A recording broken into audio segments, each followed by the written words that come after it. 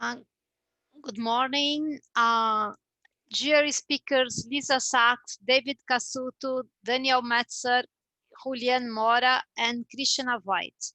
In name of the Institute for the Law for a Green Planet, I welcome you and I thank you all to share your deep knowledge on environmental law and on international environmental law with us. Thanks for being with us today. I will present you in Portuguese and soon we will start. I will start the presentation of Professor Lisa Sachs, and then Lisa, you'll be welcome to start your speech. I mean your lecture.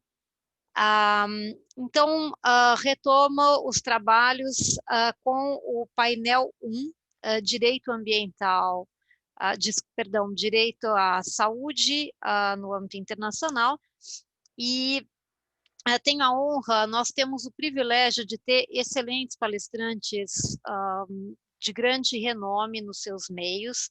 Eu passo a apresentar, eu os apresentarei antes das suas respectivas palestras, começando com a professora Lisa Sachs, que vem dos Estados Unidos. A professora Lisa Sachs é diretora do Columbia Center on Sustainable Investment desde 2012. Ela supervisiona 3 áreas de enfoque desse centro: os investimentos em indústrias extrativas, os investimentos em terras e agricultura, e legislação e política de investimentos. A partir dessa robusta pesquisa, a professora Lisa supervisionou trabalhos de consultoria em Moçambique, Guiné, Tanzânia, Malawi, Namíbia e Timor-Leste. Ela ministra um seminário de mestrado na Escola de Relações Públicas Internacionais da Universidade de Colômbia a respeito das indústrias extrativas e desenvolvimento sustentável. E ajudou a construir os cursos na Faculdade de Direito de Colômbia nos temas de legislação e política de investimentos.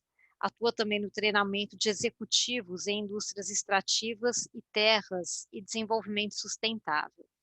A professora Lisa Sachs é membro do grupo temático da Rede de Soluções de Desenvolvimento Sustentável da ONU, sobre a boa governança de recursos extrativos e terrestres, e é vice-presidente do Conselho da Agenda Global do Fórum Econômico Mundial sobre o futuro da mineração e metais, para 2014 a 2016.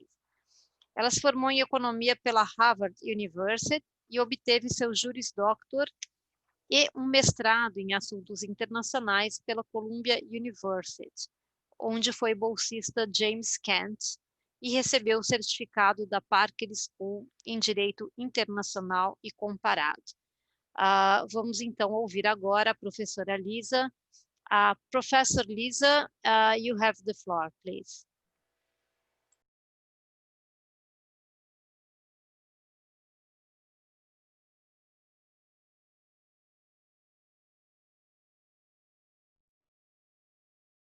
Excellent. Can you hear me now?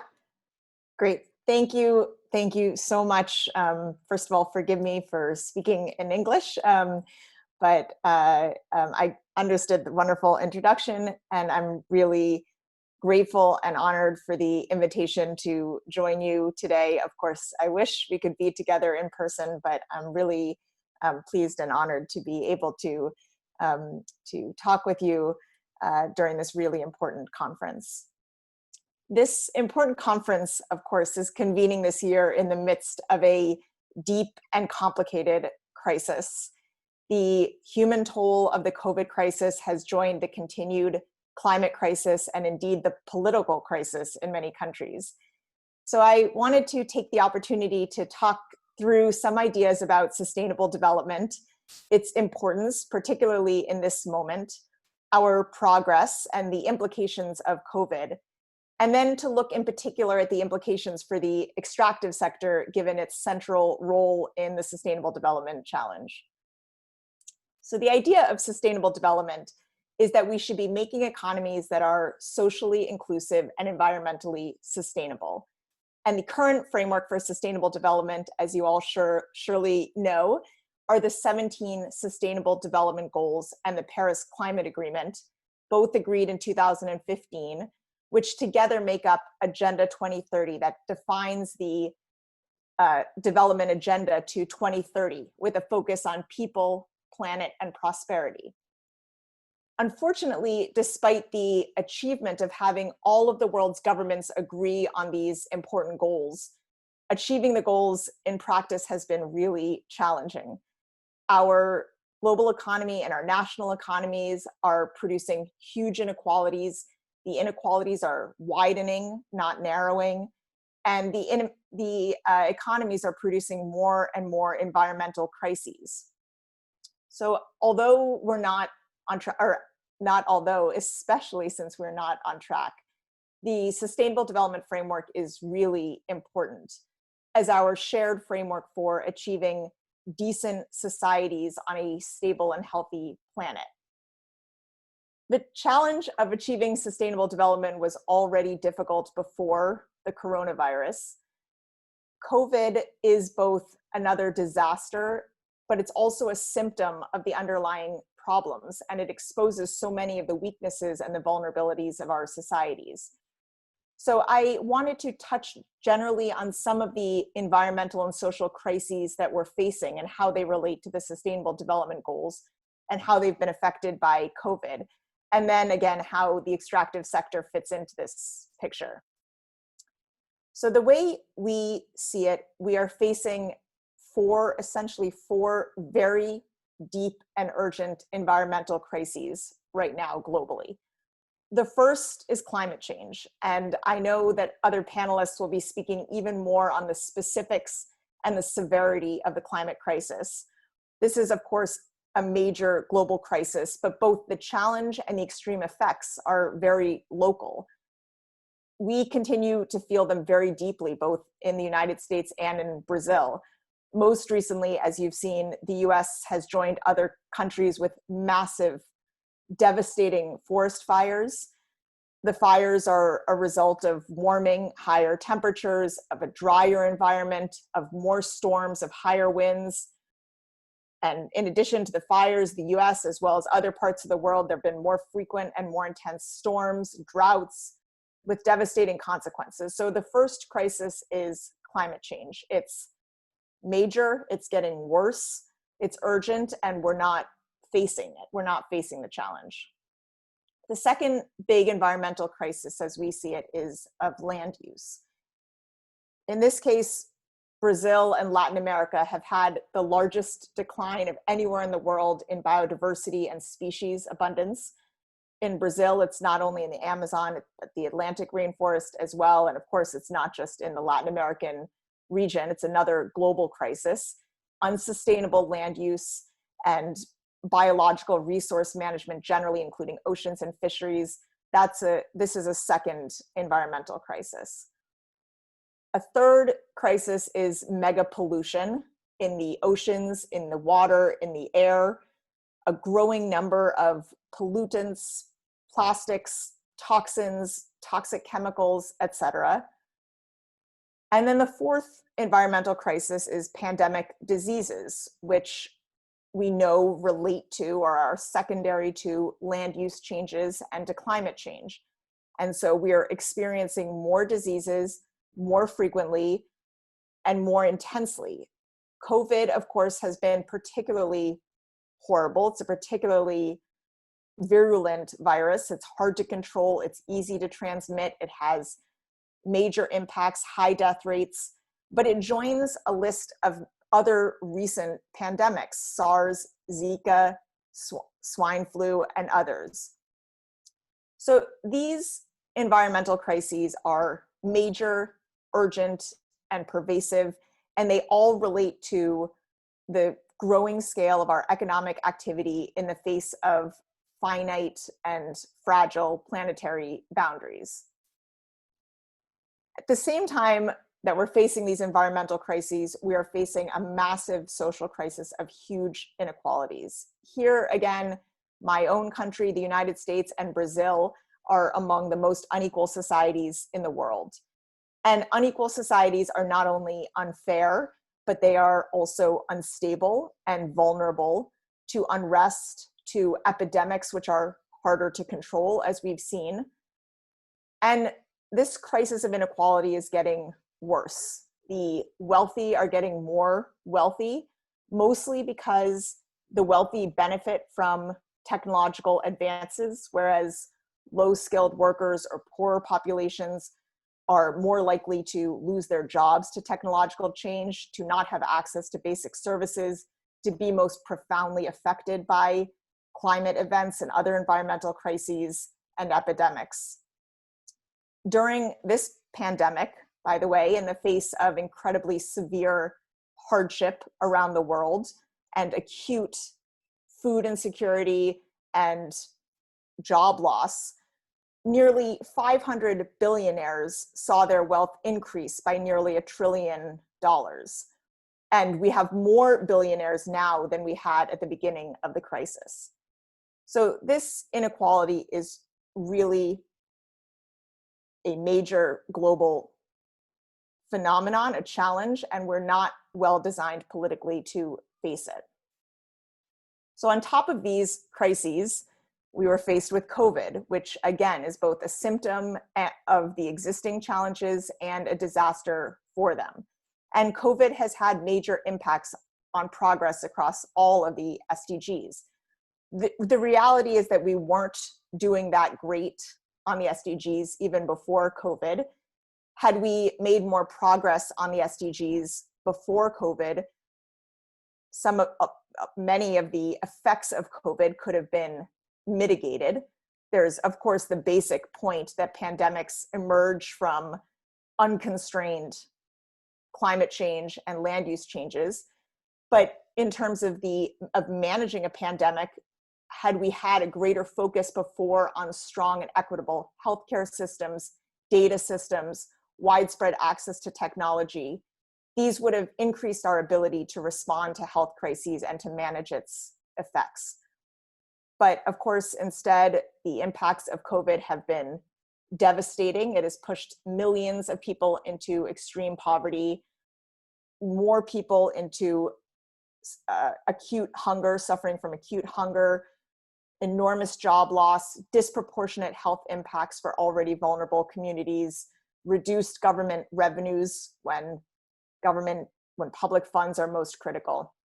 So this has really added an extra challenge to the Sustainable Development Challenge, but made the goals ever more urgent.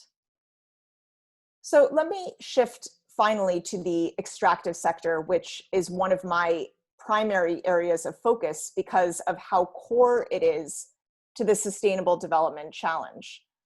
Extractive industries are core to the Sustainable Development Challenge through the materials that are produced, the sector and the products' impacts on land, water, emissions, energy systems, social systems, livelihoods, infrastructure, in the ability of the sector to generate capital for sustainable development, to foster technological advancement in host countries. But the sector and its contributions to sustainable development and its varied impacts are so complex. So let me try to focus some thoughts on the fate and the role of extractives in light of the climate crisis in particular, which is one dimension, but of course, as we've just discussed, it has cross-cutting implications. So as is surely well known within this group, in the Paris Climate Agreement, the world's governments agreed on limits for global warming caused by the emissions of greenhouse gases, because of the scientific evidence of the catastrophic and irreversible damage that further warming will cause on the planet. The Paris Climate Agreement was agreed in 2015, over 5 years ago, and we are running out of time to achieve the target set by Paris. We are really in a sprint to move from a carbon-based world energy system to a zero carbon energy system. This is going to require massive technological change to move to energy generated by wind, solar, hydro, nuclear, and other zero carbon energy sources. The technological pathways are increasingly becoming clear, but the implementation is incredibly challenging. My overarching message is that both resource-rich governments and extractive companies need to understand the scope, the urgency, and the pathways of the energy transition. Companies and countries that are prepared, that are proactive, and that are thoughtful and strategic about their roles in accelerating the energy transition will prove to be far more resilient and successful and will stand to benefit from the transition. Those who continue to delay or deny or mismanage their roles have much to lose. Indeed, all of us as a society will lose. But I truly believe it's no longer a question of whether we're moving toward a net zero economy. The question is how fast we will and how much damage we will do in the meantime as we get there to our planet, to our communities, to our children's generation. One of the greatest challenges, the most urgent challenges of the energy transition is phasing out fossil fuels. This is complicated for many reasons. Importantly, we already have more proven reserves of coal, oil, and gas than we can safely burn and stay within our carbon budget. That is the remaining amount of carbon that can be safely burned without exceeding our warming targets. But this has profound implications for governments and companies. Governments are absolutely instrumental in setting the rules, the regulations that are necessary to phase out fossil fuels. This means ending widespread subsidies, imposing carbon taxes, regulating emissions, and also, critically, that governments that count on or are counting on revenues from the extraction of their fossil fuel reserves need to plan for alternative strategies for revenue mobilization and for economic development. That raises different challenges, for instance, for Guyana than it does for Canada. So there are major international considerations of equity that have to be discussed, that are complicated. But all countries need to evaluate whether there is any role for their fossil fuel resources in a carbon-constrained world. For companies, for fossil fuel extracting companies, it's as simple to me as the following. Fossil fuel companies will have to look entirely different by the middle of the century. Oil, gas, and coal companies can consider shifting, as some have, to the production of renewable energy or into primarily logistics companies, leveraging their technologies and engineers. Unfortunately, most of these companies continue to deny the urgency and the scale of the energy transition. This is harming all of us, again, and causing irreversible damage. But I genuinely believe that denial is not a long-term strategy. Eventually, the regulation will catch up, financing will dry up, demand will dry up, and only companies that are prepared for the transition will have a role in the carbon-constrained world. For the mining sector, the implications are different. There will be a continued role for many minerals and even potentially a greater demand for many of the minerals that are needed in the energy transition, those used in wind turbines, solar panels, batteries, for instance. But the demand on the mining sector is to produce those minerals in a sustainable way. And the industry as a whole has not yet achieved this. First of all, mines are incredibly resource intensive. They use a huge amount of energy, water, and land, with corresponding impacts on the range of environmental crises that we laid out earlier. And each of these impacts is exacerbated by climate change and made more complicated by climate change. So for instance, almost all of the vast majority of the energy used by mines right now is fossil fuels. That will have to change. Mines have to switch their energy sources to renewable energy sources.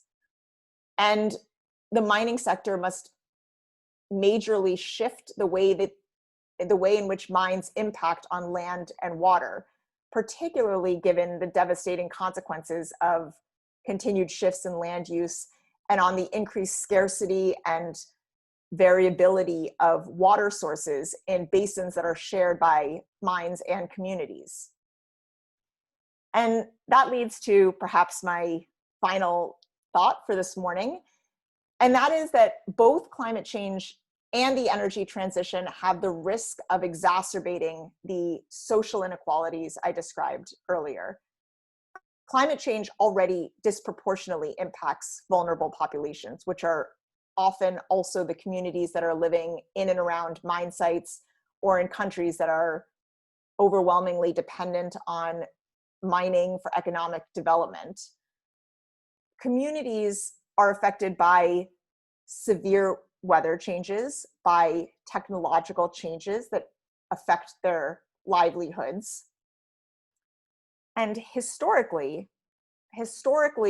the extractive sector does not have a strong track record in respecting the basic rights of the communities in which they operate. And the potential impacts on communities are likely to worsen as mining companies expand their footprint, expand their physical footprint to produce more materials, require more water, automate more jobs as technology becomes increasingly pervasive in the sector. So both governments and companies will need to work harder than they ever have to ensure that the rights and the needs of communities are respected, protected, and fulfilled. And more than that, of course, the governments and companies they can embrace the ways in which the sector can contribute to sustainable development. For instance, through building and sharing clean energy infrastructure or water recycling plants, or through technological training programs, paying full appropriate taxation where minings operate, and so on. As I noted, this sector is really well positioned to be an incredibly important partner in the sustainable development challenge. And the SDGs can helpfully provide the framework for local engagement, for national action and alignment, and for international cooperation. But the challenge of navigating the role of extractive industries through the energy transition, including the phase out of fossil fuels in a rapid and just way, the safe production of minerals that minimizes social and environmental impacts, the preparedness of governments to leverage their extractive sector for broader development benefits without over-relying on any one mineral or market. These are real challenges for governments, both host governments and home governments, for companies, for development finance institutions, for investors. And there are also important opportunities for leadership, particularly in the absence of leadership or responsible practices by others, which of course is what we currently see: absence of political leadership, in some cases, absence of leadership by financial institutions and investors. So my colleagues and I at the Columbia Center on Sustainable Investment have been engaging on each of these dimensions, working with governments, companies, investors, and others. And I would love to hear from those of you who are working on these challenges as well. So let me stop there and hope that there might be time for some discussion. And otherwise, I really welcome hearing from you directly afterwards. Thank you so much. Thank you, Professor Lisa Sachs, for your wonderful lecture and and very interesting. We do have a question so far. The question comes from Sofia Leão Cardoso, and she asks, how does you see the question of Denmark and the vessels? Can we talk about an animal extractivism? That would be the question.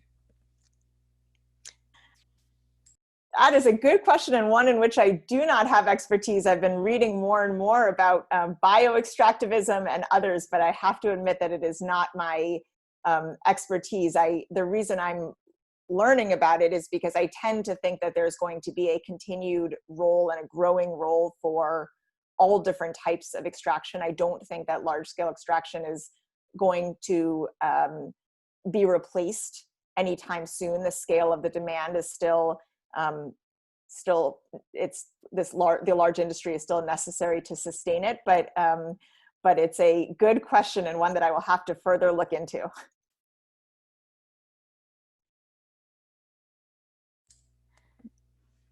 All right. Sofia Leão Cardoso also, I will see whether it's a comment or a question, or I think it's a question. Also, so I will read it. Also, which points we should first look at when thinking of material ways to construct paths for post-extractivism? Any suggestion? Can be utopic, perhaps, for saying no more to these companies, or at least to say no to all the luxuries that are really sponsoring the exploitations. Yeah, this is an important point, and one that I did not touch on, but that we are thinking about, which is whether some are really projecting that sustainable development and the energy transition will require more extraction. We have written, my colleagues and I have written, that might be overly, that may not be the case because of innovations and demand for recycling, for the circular economy, and for the use of for technological advances in the use of alternative materials that don't require such extraction. So I do think that there are important pathways, and some which are very current, these questions of building products in ways that facilitate and allow for recycling, encouraging recycling. There are a number of circular economy initiatives that relate very specifically to this question of how to reduce dependence on extraction to meet the material demands of our growing economies. So I don't think it's utopic. I think it's very real questions and that, again, this is one of the areas in which government policy can be decisive in shifting, both government policy, but also downstream actors. So consumers, but consumer electronics and others can be decisive in accelerating the circular economy or the development of alternative materials that will limit the need for, and therefore the demand for, mined metals. I can't help but to comment, at least in that case, that while that has very important implications from an environmental perspective, and is desirable from an environmental perspective, we at the center also keep thinking about the equity dimensions for resource-rich, lower-income, resource-rich countries for whom their natural resources are essentially the ticket that they are looking to for sustainable development. So I would propose, or I would like to see that in a conversation on post-extractivism, that we also keep in mind the equity considerations, and that part of this just transition, part of a more sustainable world, is thinking about the ways to support both the governments and the communities that have been most dependent on the resources till now. Thank you, Professor Lisa Sachs. We will have now Professor David Cassuto, who will talk about Direito dos Animais e Mudanças Climáticas. Professor David, I will quickly introduce you before giving you the floor. Professor David Cassuto é professor da Pace University desde 2003. Antes disso, atuou no Koblenz Patch Duff and Bass, LLP, uma empresa em São Francisco, onde atuava na área de litígios civis complexos. Também foi associado, antes dessa atuação em São Francisco, a Pillsbury Winthrop LLP, também em São Francisco, e atuou no Comitê Executivo do Grupo de Prática de Direito Ambiental da Ordem dos Advogados de São Francisco. Antes de entrar na carreira privada, o professor Cassuto foi secretário da juíza Honorável Rosemary Barkett, no Tribunal de Apelações dos Estados Unidos do 11º Circuito. O professor Cassuto leciona nas áreas de propriedade, responsabilidade profissional, direito animal, direito da água, direito internacional comparado e teoria jurídica ambiental. Ele dirige o Instituto Brasileiro-Americano de Direito e Meio Ambiente, BAILE, um empreendimento cooperativo com a Escola de Direito da Fundação Getúlio Vargas do Rio de Janeiro. Foi Fulbright Fellow na Fundação Getúlio Vargas Direito do Rio em 2010 e é professor visitante na Universidade Federal da Bahia e foi da turma de 1946, foi o distinto professor visitante de Direito Ambiental no Williams College. Eu vou passar a palavra então ao professor. So please, Professor David Cassuto, it's great to see you again this year. We saw each other 1 week before pandemics closed everything in Brazil and United States. And so you have the floor for your lecture. Thank you very much. Bom dia a todos. Gostaria de agradecer aos organizadores deste maravilhoso congresso por o convite e a oportunidade de estar com vocês hoje. Espero que a próxima vez seja em melhores circunstâncias. Normalmente, daria a minha palestra em português. Eu peço desculpas por não fazer isso hoje. Prometo que vou fazer melhor na próxima vez. Mas, por enquanto, hoje vou falar com vocês em inglês. Seria melhor, prometo. So, good morning. I'm going to now share my screen.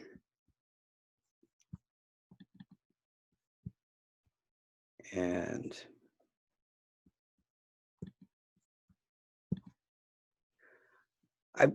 what I'd like to talk about is the relationship between animal rights as we understand them as an ethical issue, animal rights as we understand them as a legal issue, and the linked problems of zoonosis and climate change, and what exactly are our paths forward in terms of addressing these very urgent problems. Obviously, we're in the middle of a pandemic.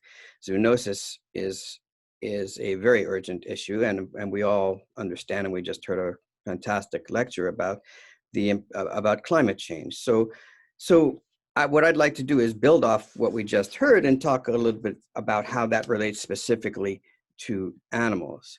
So first of all, the way we treat animals is a major driver of climate change, starting with the industrial confinement of animals and the agricultural apparatus that accompanies it. So first of all, we call it, industrial agriculture, but it's not really agriculture. It's more factory farming, but there is the crops that are grown to support factory farming is also a significant cause of climate change. The greenhouse gas emissions from livestock, that is to say just the confined animal operations, exceed the emissions from transportation, that's in the United States. And these emissions derive from any number of sources, and that includes the production of fertilizer, which is fossil fuel driven, meat production, because the animals themselves are release methane, and deforestation, which is done, of course, to grow the crops, to feed the animals, and land use, which many of the ways we use land is releases methane and also drives climate change. So there you see at the bottom of the slide there, the fossil fuels burned to develop fertilizer emit 41 million metric tons of carbon dioxide annually. And the confinement operations, these are the actual, we call them CAFOs in the United States, confined and concentrated animal feeding operations. They account for another 90 million metric tons of greenhouse gases per year. So let's just focus a little bit more at the issue of animal confinement as a source of emissions.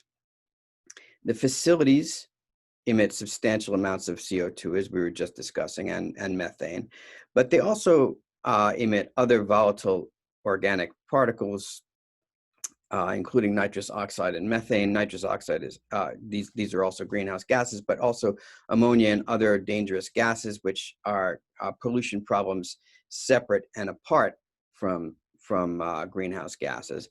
And those emissions depends on what statistics you choose to use and what you choose to include in your data set. But a generous underestimate of the contribution of the agricultural sector to greenhouse gas emissions is 18% worldwide. There are other ways, depending again at how you measure it, it can be up to 50%.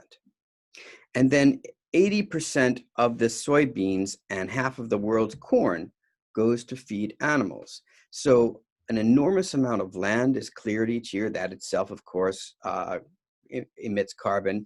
And these monoculture crops are grown on vast swaths of land, and then that grain is used to feed animals, which are then used to, for meat production, etc. And we know basic physics tells us that energy is lost from the more complex the reaction, and the more reactions there's energy lost. This is thermodynamics. There's energy lost with every reaction. So by the time the cow is slaughtered and or emitting gas, there's an enormous amount of energy and carbon that has gone into creating that cow to begin with. And the cow is fed a very high protein diet, which comes from these crops. And that itself, of course, also leads to 86 million metric tons of methane emissions per year. So the problem here is it is not getting better, it's getting worse, even as climate change accelerates and the problems from it grow more and more evident. 56 billion animals are raised and slaughtered for food every year. 56 billion. Now, there are 7.5 billion humans on the planet right now. And obviously we're not replaced every year. 56 billion animals are born and killed every year. That means that just since I've been talking to you, several 100,000 animals have been slaughtered. And the facilities that drive these numbers are growing. They're increasing worldwide. They're growing at 2 times the rate of traditional farming. In fact, traditional farming is actually decreasing. And they're growing at 6 times the rate of facilities that even permit animals to engage in any kind of natural outdoor grazing behavior. The inventories at these facilities are also anticipated to double. That is double. So we're talking about 112 billion animals raised each year and slaughtered for food by 2050, which is not that far away. In the global south, meat demand increases by roughly 3% annually. And internationally, it is growing at a similar rate. Now, as I said at the beginning, I want to talk about some of the externalities that come from the use of animals in agriculture and how that impacts climate change, and ultimately link that back with what our relationship to animals means as both a legal and an ethical matter. So the deforestation that is associated, that comes from, that is driven by animal agriculture, is a very significant issue. Livestock production covers roughly 1/3 of the Earth's surface. Let's again think about that. 1/3 of the Earth's surface is devoted to raising animals for food. Now, if we think about some of the places in the world where overcrowding is such a terrible problem, I'm talking about overcrowding of humans. It's such a terrible problem from the perspective of access to clean, potable water, clean air, just basic necessities of life. That overcrowding can be linked directly to the fact that livestock production is it occupies so much of the planet. And the deforestation and the soil cultivation for these operations is, again, as I mentioned, a significant driver of climate change because of the CO2 emissions. The forest conversion into grazing pastures and cropland, it's a 2.4 billion tons of carbon dioxide each year. And then the improper soil cultivation techniques, that's another 28 million tons of CO2. So you can see that it's not hard to find where the drivers of climate change are within industrial agriculture. It's very easy to see, and it's measurable. And so one has to wonder why more isn't being done to address it. And it's especially concerning and curious given the relationship of confinement agriculture to zoonotic disease. Here we are in the middle of a global pandemic that is directly related to the way we confine animals. Now, I'll come back to wild animal markets in a moment, but confinement of animals is itself a driver of zoonotic diseases. Over 60% of the infectious diseases that affect humans today are zoonotic. And meat demand is linked very clearly to the rise of disease. First of all, we have overcrowded and unhygienic animal production facilities. The animals are jammed together in very, very tight spaces, in addition to it creating horrible conditions, which you can see there on the side of the slide, for the animals themselves. It is nothing short of torture. It is also means that they are in close confinement, and diseases can incubate and in some cases jump from species to species, so from, say, pigs or birds to humans. So that's why, for example, we have had in the past the epidemics of bird and swine flu strains, but those are not the only zoonotic diseases that have arisen from confinement agriculture. The other thing is, of course, they're indirect drivers of zoonotic disease connected with animal agriculture. Deforestation. Deforestation, I mentioned earlier, is done to create cropland, grazing land, and also grazing land and cropland. And that too drives zoonotic diseases because it creates habitat losses, which, puts wildlife in closer proximity to human populations. So, for example, Ebola is a direct result of deforestation in Africa. Habitat loss for fruit bats led to the spread of SARS as well as the Nipah virus. And then we have the rising temperatures that come from climate change that's caused by, among other things, deforestation, which increases the risk of vector-borne diseases, including Lyme disease, which is a very significant problem for the United States, as well as the West Nile virus and malaria. These are international issues. So these are and Zika as well. So all of these things you can draw a line from these zoonotic diseases to climate change, but first you have to go through animal agriculture. So you can draw a line from zoonotic disease to confinement agriculture to climate change.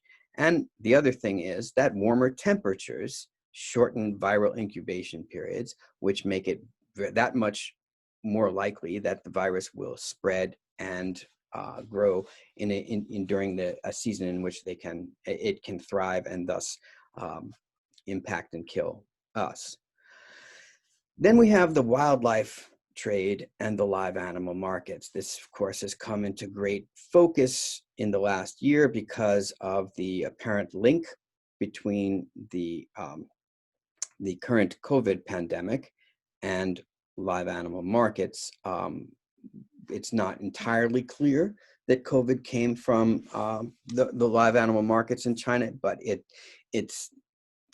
if it didn't, it easily could have.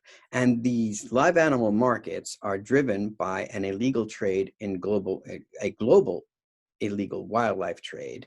And these are, that is of course causing enormous ecological destruction worldwide, to say nothing of mass extinctions, in violation of any number of treaties, beginning with CITES, and of course international law of other sorts. But the global wildlife trade and these live animal markets that emerged from that wildlife trade led to, among other things, Ebola, SARS, the HIV virus, MERS, COVID, and well, COVID again, we can't say for certain, and many more. The animals are kept in, just appalling conditions, just horrible conditions. And then they are purchased and slaughtered on site, which is of course very unsanitary and an easy way for disease to be transmitted.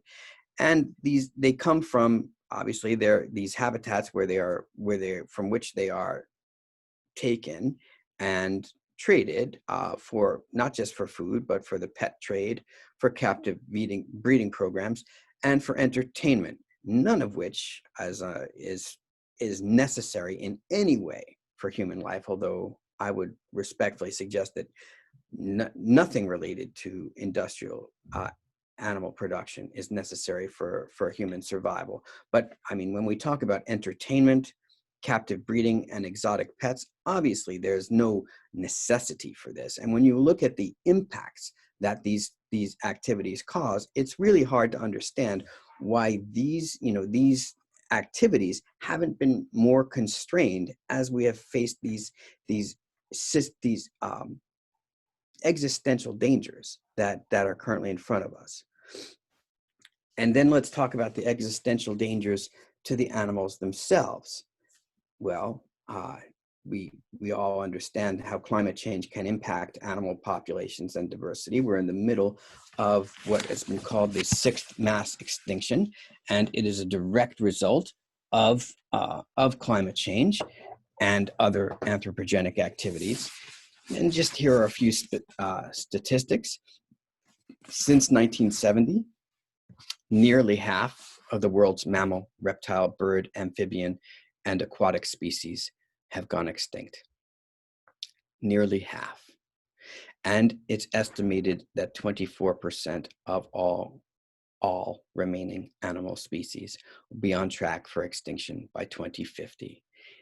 These are very hard concepts to get your mind around. These are numbers that are so vast and so disturbing that our typical reaction is just to turn away, because it's hard to contemplate a world where this kind of extinction is not just looming, but is taking place. And at the bottom of the slide, you can see where the extinction risks are most serious at the moment, but that of course can shift depending on how things go, in the coming years. Then there's the extreme weather events, which we have all experienced all over the world over the past several years. And animal populations are similarly vulnerable to these extreme weather events. Indeed, they're perhaps more vulnerable because they face the same threats from wildfires, hurricanes, monsoons, droughts, heat waves, floods, etc. But rescue operations, disaster response, is centered around humans. The animals who are similarly victimized are generally left to die, and sometimes to die horribly because of these events that are primarily driven by anthropogenic causes. And of course, once these disasters have happened, they can dramatically change forever the habitat themselves, contaminate water supplies, and reduce available food sources for these animals, which further drives the extinction I was just talking about a minute ago. So that is an overview of some of the ways that our treatment of animals is linked to many of the environmental catastrophes that we as a planet and we as a species face. But I want to just spend a few minutes talking about why this is an issue of animal rights. Animal rights, the term animal rights often gets people very nervous because they think in terms of, well, does that mean we're trying to give them the same rights as humans? Or what exactly does that mean? What is the difference between wanting to treat animals better versus wanting the animals themselves to be have an inherent right, inherent dignity rights? These are all interesting and powerful questions, and I'm happy to talk about them at another time, but I want to just talk in practical terms for a moment. Rights, as we understand them, rights as a positive law concept, are a creation of civilized society. They arise from a shared set of priorities and values. The reason that we respect the rights of others is that so they will respect our rights, and we will treat each other in a way that will enable us to live comfortably in a society. Those are rights in a strictly legal sense. And the mistreatment of animals and animal habitat has caused and will continue to cause a degradation of human quality of life. So when we think about the needs of a civilized society, it's not just how we treat our fellow humans, how we treat our fellow animals is also a priority with respect to creating a society in which all of us, human and animal alike, can survive. But even if we think about it strictly from a human perspective, it's necessary to address the way we treat animals because it affects the human ability to survive. So coexistence, in that sense, is a shared priority. It has nothing to do with anything, whether one thinks animals should have the same rights or whether animals have, again, the philosophical concepts. Now, I personally have very strong views on this, but it is not relevant to what I'm talking about right now. I'm talking about the idea of rights. We're all lawyers here. I'm talking about rights as a legally enforceable claim. That's what a legal right is. And the idea that animal protection should be legally enforceable is not a controversial concept. We have laws against animal cruelty because we believe that the state should intervene to protect animals from being mistreated. Well, I've just spent the past 20 minutes or so talking about the way animals are mistreated as a result of our actions. Some of that mistreatment is direct. We brutalize them in the confined feeding operations. We brutalize them in the live animal markets, but also our activities, our anthropogenic drivers of climate change, are making survival of wild animals and all animals actually virtually impossible. So animal protection as a legally enforceable claim ought be, just again, as a practical matter of human survival, the concept needs to be expanded to address these larger issues. And then, just to conclude, there's the matter of ethics. Now, one of the founders of environmentalism in the United States, and indeed one of I think the most important thinkers in this area was Aldo Leopold, who wrote an essay called The Land Ethic in the middle of the 20th century. And he defined the land ethic. He expressed this in philosophical terms. The idea of ethics, of us having an ethical duty to protect the environment. Well, the land ethic says that a thing is right when it tends to preserve the integrity, stability, and beauty of the biotic community.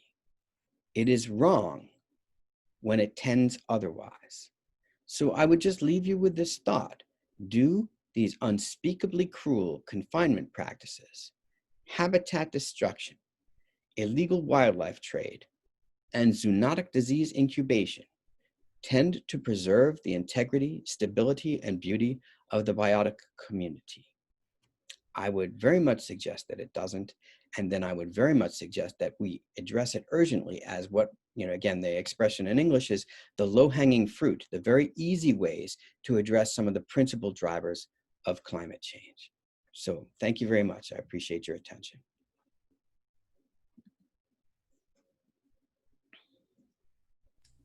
Thank you, Professor David Cassuto. Let me check whether we have questions.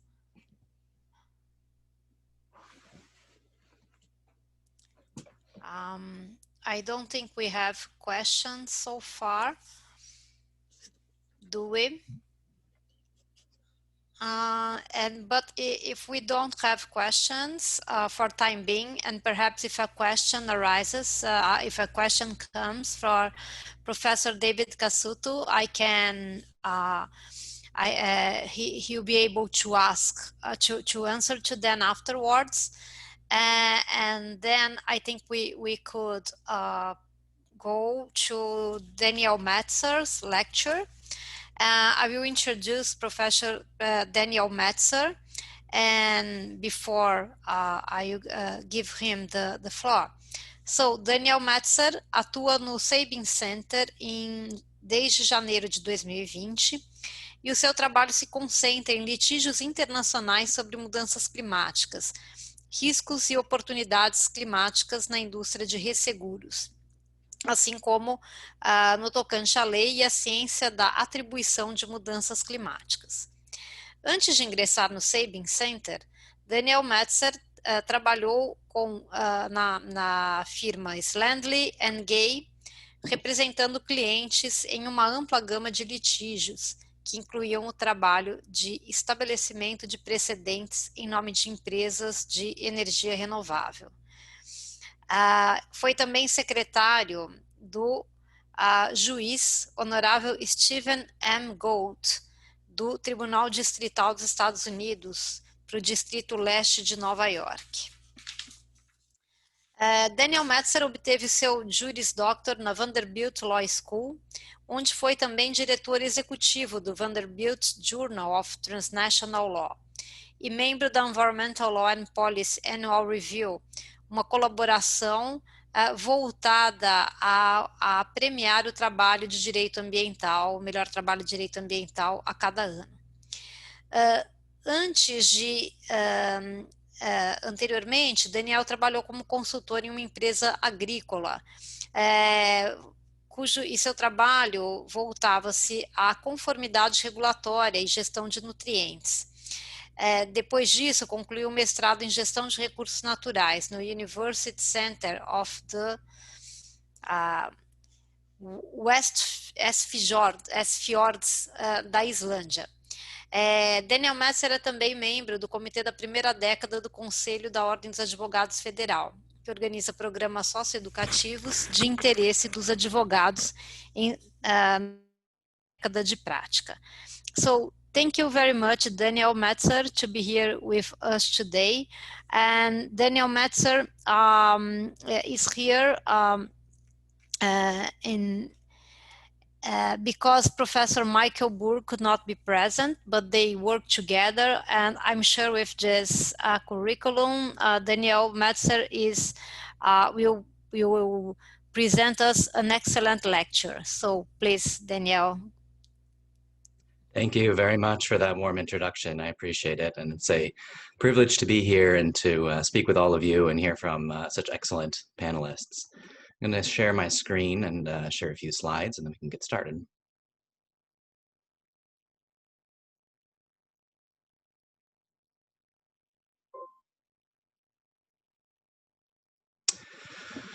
All right, so again, thank you very much for the opportunity to speak with you today. In this presentation, I'm going to share the preliminary results of a global survey of climate change litigation that Professor Michael Berger and I have conducted over the past several months. The survey is done in cooperation with UNEP, and will be published before the end of this year. Because the report is not final, I need to emphasize at the outset that the data is preliminary and that these conclusions are tentative and may be revised before the final report is produced, and that the report is an update to a similar survey we conducted in 2017. So in a few places, I may refer to some changes that have happened over the past 2 or 3 years.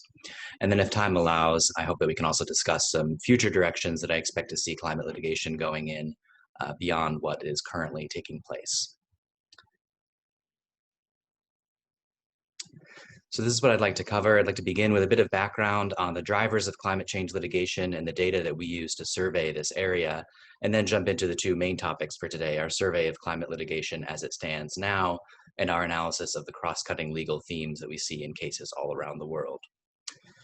So to set the stage a little bit, as many of you are already very familiar with, countries around the world have enacted laws and adopted policies that describe national and international responses to climate change. But the current level of ambition is inadequate. This recent update to the Climate Action Tracker shows this, I think, very nicely, that neither the current policies nor the pledges and targets that have been undertaken are sufficient to keep us under the 1.5 degree Paris Agreement goal. And I think consensus is overwhelmingly clear that reaching 2 degrees, much less 4 degrees Celsius, will have catastrophic consequences. I put this here because we can think of this as an emissions gap and also as a policy gap. Although governments have taken some steps to begin to address the increase in emissions, they're not acting quickly enough to reduce and control greenhouse gas emissions. And so many view judicial intervention as necessary in light of that fact. And then still others view judicial intervention as necessary to stop these regulatory agendas and to prevent the action that has taken place. The data that we use for the survey comes from the Sabin Center's databases of climate change litigation, and there's a link here in the slide. This database is freely available to the public, and it contains summaries and documents pertaining to all of these cases. And it is a constant work in progress that we're continually updating along with our partner, the law firm of Arnold & Porter. The cases that are included in the database are ones where climate change is material to a question of law or fact in the case. So that means that a passing reference to climate change is not enough to be included in the database. And we don't include cases that address air quality generally, even where that relates to emissions from power plants, if the important issue is not the climate change implications of those emissions, but rather an impact on public health or some other aspect of those emissions. Similarly, contract disputes, even where they arise in the context of a fossil fuel company, would not be included in the database unless climate change is an issue. So the cases that are included are ones where a question of climate change actually guides the court's decision, or where the parties argue that climate change should guide the decision and the court declines to accept that premise. As a bit of a summary, we have over 1,600 cases tracked as of the last update that we've done about 6 weeks ago. For comparison, in 2017, when we reported, there were 884 cases. So the total number of cases that we're tracking has exploded in recent years, and these are filed all around the world. As this slide shows, the majority of these are still in the United States and a large portion in the US and Australia and the EU, but we're seeing more and more cases filed all around the world, and including in international forums like before the UN Committee on the Rights of the Child, and I'll say a bit more about that later if time allows. And on the timeline, this slide shows that the cases have proliferated, especially in the last 20 years, and particularly in the past 15 or so. The 2020 numbers on this slide appear lower than they really are, since this was produced in the middle of the year. But my sense from what we've seen in recent months is that by the end of 2020, this year will actually be a record high in terms of the number of cases filed. So with that background, I'd like to now jump into the heart of this presentation, our actual survey of the state of climate change now. And to do that, I wanted to talk about the current climate litigation in terms of 6 main areas or trends that we've identified. These are categories that we use to understand the landscape of global climate change litigation as a whole. And an individual case may fit into multiple examples, and we'll see instances where that takes place. But this is a way of getting our arms around what's happening around the world and assessing future directions and what may happen. There's, of course, many other ways to group the existing litigation, but after working with the cases a great deal, we think these categories, we also call them trends in places, are helpful to understanding the current situation. So in the next few slides, I'd like to provide a little more detail on what each category is about and share a few examples in places. So the first of these are a whole group of cases around climate rights. And by this, we mean cases that assert that an existing constitutional or fundamental human rights are implicated by climate change harm. So if a government or private actor is behaving in such a way as to ignore climate change harms, that their actions violate other human rights or constitutional rights. We see in many domestic contexts, these cases filed premised on rights to life, to health, food, water, liberty, family life, and others. And we also see cases in international fora, which I think are particularly noteworthy as they seek to place climate change harms within the broader context of international human rights. There's a large subset of these cases that have been filed either by or on behalf of future generations. The photos here are two of these cases, one in Canada and one in Korea, of groups of youth activists who have filed actions to assert that their governments are not doing enough to address climate change, particularly in light of their status as the people who will suffer most of the harms of climate change. The next of the major trends I'd like to mention is domestic enforcement. And so as national and subnational governments have articulated commitments to climate change, mitigation, and adaptation, those commitments increasingly become the subject of legal challenges.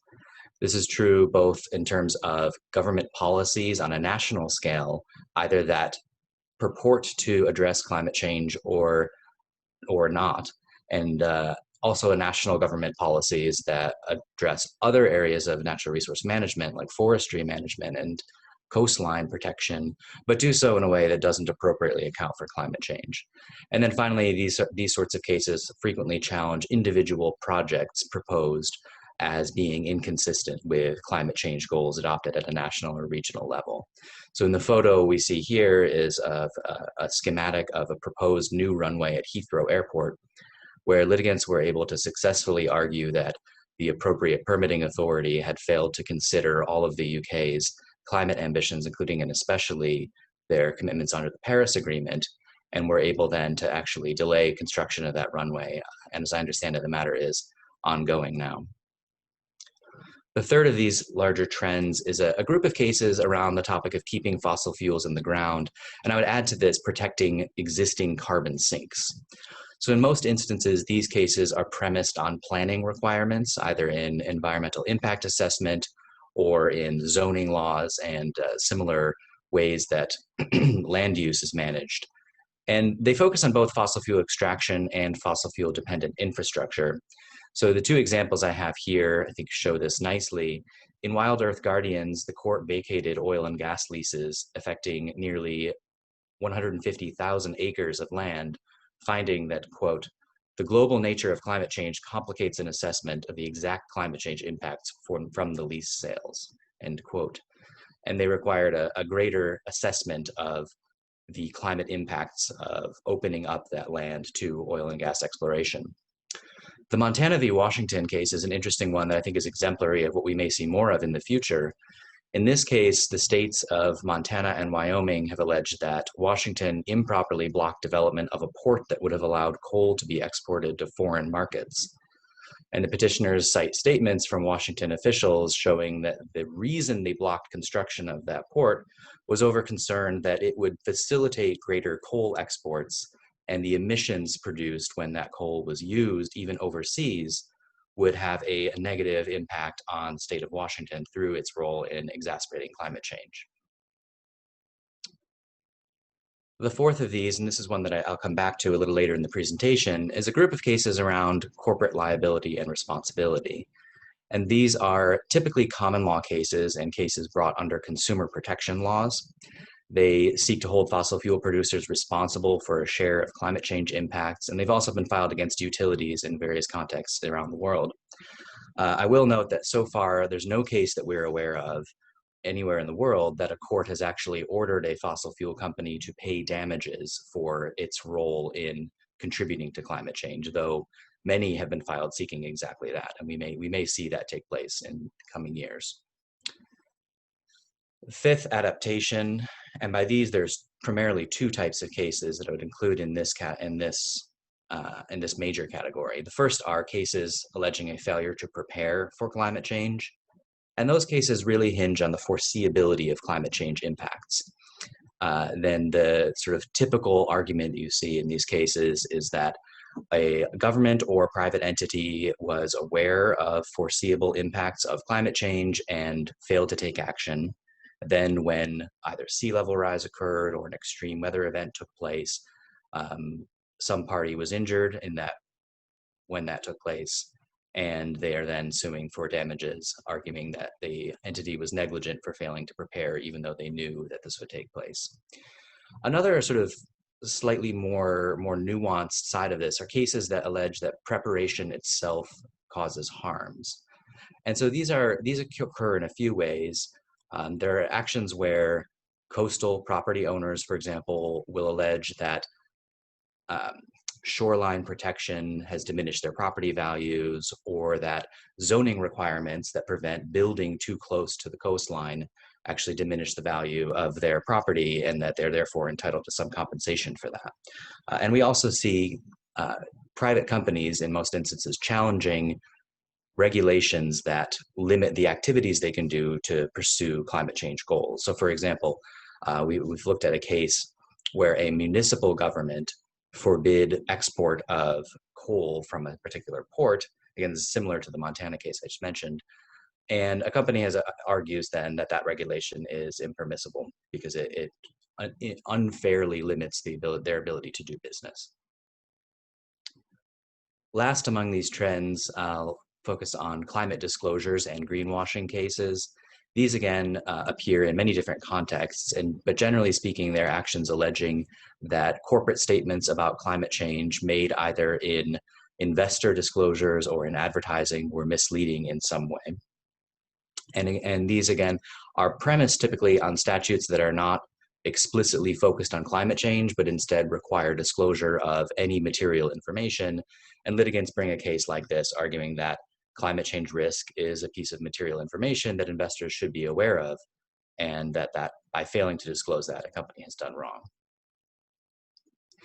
So with that sort of huge amount of information about all the cases, I wanted to include this slide as a bit of a recap and summary thus far to sort of put all this together. So this is a way of understanding all the climate change litigation that we're aware of now. And again, the blue boxes on here are the 6 main categories that I've described, and then within each of those there are a number of cases.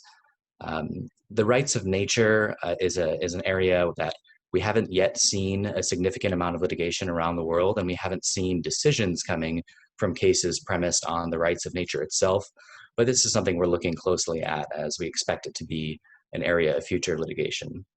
Similarly, climate deregulation is an area that has potential to become significant, but thus far we have not seen those cases produce a great deal of judicial writing.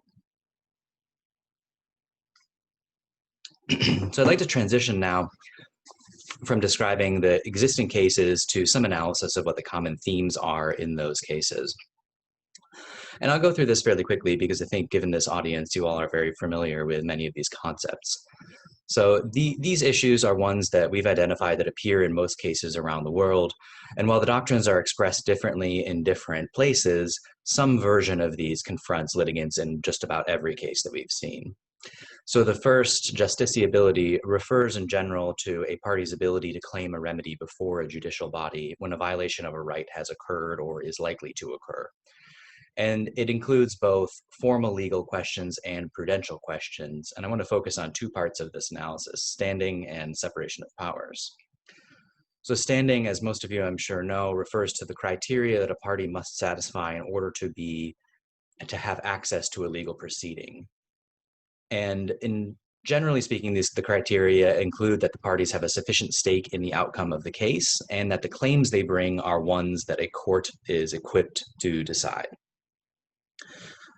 Separation of powers, as we use the term here, refers to a group of doctrines that dictate that one branch of government cannot exceed the authority granted to it by another. And so in many instances, this is based on constitutions or other laws that outline the authority of each branch of government. And it's typically evoked as a matter of constitutional law, but even in non-constitutional systems, there are often policies, laws, and regulations outlining the respective powers of each branch of government. Separation of powers has been a major issue in some jurisdictions as it relates to the theory of the case and the remedy of soughts. But notably, there are others where courts are very willing to issue remedies that directly restrain other branches of government. The Urgenda case in the Netherlands is one example where courts were willing to order other branches of government, the legislative branches of government in that instance, to take action on climate change that they would not otherwise be taking.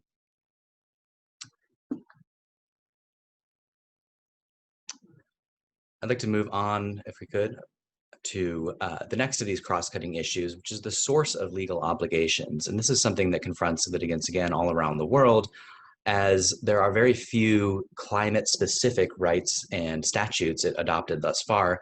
Litigants are often looking for a source of legal obligations within which to frame their climate claims. The specific contours of these vary widely across jurisdictions, but statutory causes of action are by far the most frequently cited bases for climate litigation.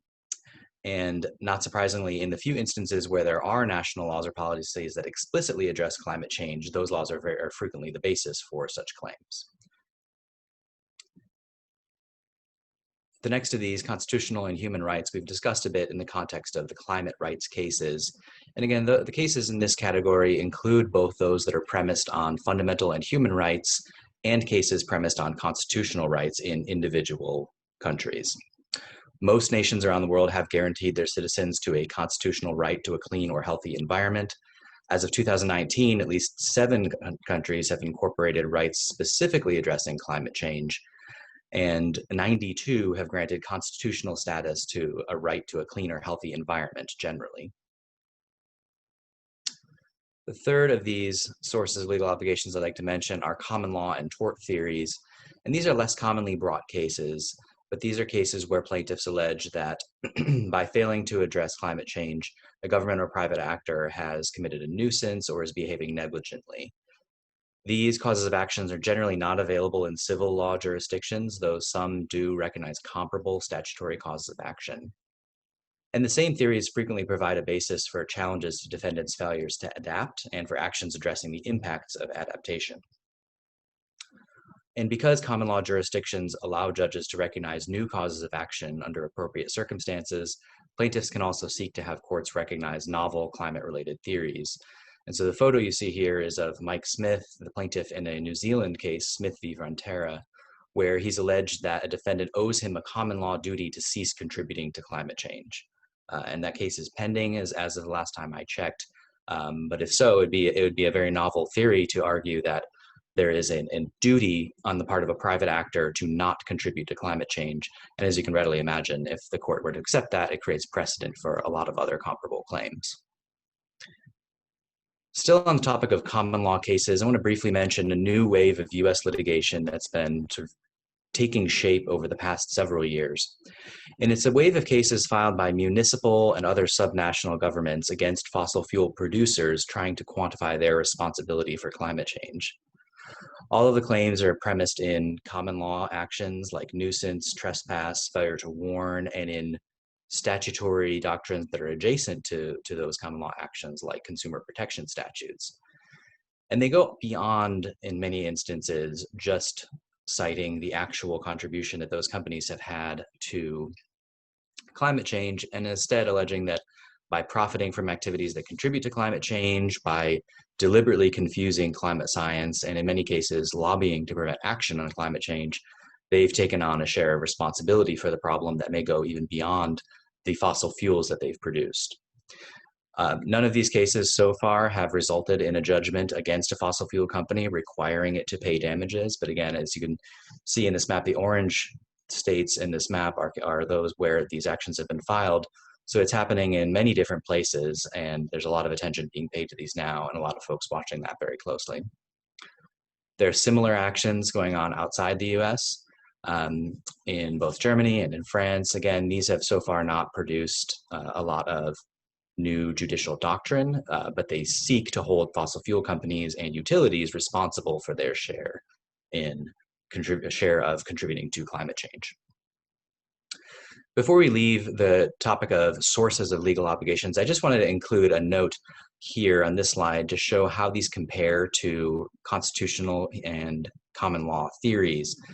So the climate rights, I'll say, and common law cases get a lot of attention often in the press and in scholarship because they claim fundamental rights that really resonate with people watching this space, and they often seek very large remedies. We'll talk about that in a moment. Whereas the statutory policy causes of action generally get less attention because they're more narrowly focused. But as you can see on this slide, the cases premised on statutes and policies make up the overwhelming majority of the existing climate change litigation. And so it's an interesting conclusion to note that while there may be sort of blockbuster cases premised on human rights, the overwhelming amount of work that's going on in this space is cases under statutes and policies that may not be directly focused on climate change, but where plaintiffs are housing their climate change harms within the context of other statutory schemes. I'll touch just briefly on remedies and targets. The cases that we've discussed illustrate that global climate change litigation in some instances seeks conventional remedies, but in others seeks remedies of a dramatically unconventional size and scope. The conventional remedies include declaratory judgments on the legality of contested actions or inactions, injunctions to undertake certain actions or to halt others, and the imposition of liability and awards of damages for harm suffered by plaintiffs. Unconventional remedies include injunctions aimed at changing basic features of national energy and transportation policy. And the scale varies widely as well. In the RWE case, the plaintiff is seeking 0.47% of the cost of mitigating flood risk in his town. And on the other hand, there are plaintiffs seeking huge amounts of damages. For example, in a Canadian case alleging that the government failed to appropriately plan for flooding that would be exacerbated by climate change, a group of lakefront property owners are seeking 800 million Canadian dollars in damages. And the wildfire-related claims that the utility PG&E were subjected to after wildfires in California some years ago were ultimately valued at over $25 billion and resulted in the bankruptcy of that utility. The last of the cross-cutting legal themes I'd like to mention is climate attribution. And this is one that we're seeing in cases, and we're still unpacking this to an extent. But generally speaking, climate change attribution refers to the science that makes the connection between human activities and changes in climate. We're particularly focused for purposes of litigation on the first of these two types of climate attribution, which are impact and source attribution. And you can readily see how this plays right into the claims the plaintiffs are making in many of these cases. Source attribution asks to what extent different sectors, activities, and entities contributed to anthropogenic climate change as a whole. And impact attribution asks how changes in the global climate system affect other interconnected natural and human systems. Extreme event attribution is particularly important in cases that follow flooding or hurricanes or wildfires, as litigants attempt to make the connection between climate change as a whole and the actual extreme weather event that they experienced and lost life or property in many instances. And I wanted to highlight one major attribution study that a lot of folks may already be familiar with. And I know there's more information here than we can digest now, but I add this primarily to highlight that this work is taking place and to demonstrate that it can be done in a responsible and scientifically defensible way. And to highlight the level of granularity at which this can be done. So this is a study identifying specific emissions contributions of various so-called carbon majors from around the world. And this has been cited in numerous cases that try to hold these entities responsible for their share in contributing to climate change. So having now talked about our survey of the state of climate change as a whole and 4 of the cross-cutting issues in climate change, in light of the time, I'm just going to end quickly by sharing a few of our thoughts on the future directions that we expect to see climate change litigation as a whole going in over the next few years. So there's 7 of these that I'll highlight quickly. The first is climate migration. As climate change impacts like severe heat waves, drought, sea level rise, and increasingly frequent and severe extreme weather events all accelerate, large numbers of people will be displaced. Given the very large scale of the displacement that will take place and the severity and permanence of it in many instances, we expect this to be an area that's litigated with increasing frequency, although thus far it has not seen a lot of judicial attention so far. We also expect to see greater litigation in the global south. There are many reasons for this, and they're subject of several excellent studies I can share if folks are interested, and it's not my area of expertise in particular, so I won't presume to dive too deeply into it. But this is a trend we're watching very closely as we see the overall litigation shifting away from jurisdictions like the US and Australia. We expect to see consumer and investor fraud claims increase primarily for two reasons. The first, that there are an increasing body of statutes, regulations, and guidelines like the Task Force on Climate-Related Financial Disclosures that create benchmarks for how disclosures should take place. And investors and activist plaintiffs are acutely aware of that information and scrutinizing that very closely. And the second reason I expect to see more consumer investor fraud claims is because the scientific advances on climate change attribution are increasing at a rapid pace as well. And as it becomes easier for plaintiffs to demonstrate the connection between greenhouse gas emitting activities and impacts on climate change, we expect plaintiffs to bring more of these cases. Pre- and post-disaster cases refer to adaptation cases filed before disasters take place because inadequate preparation is happening.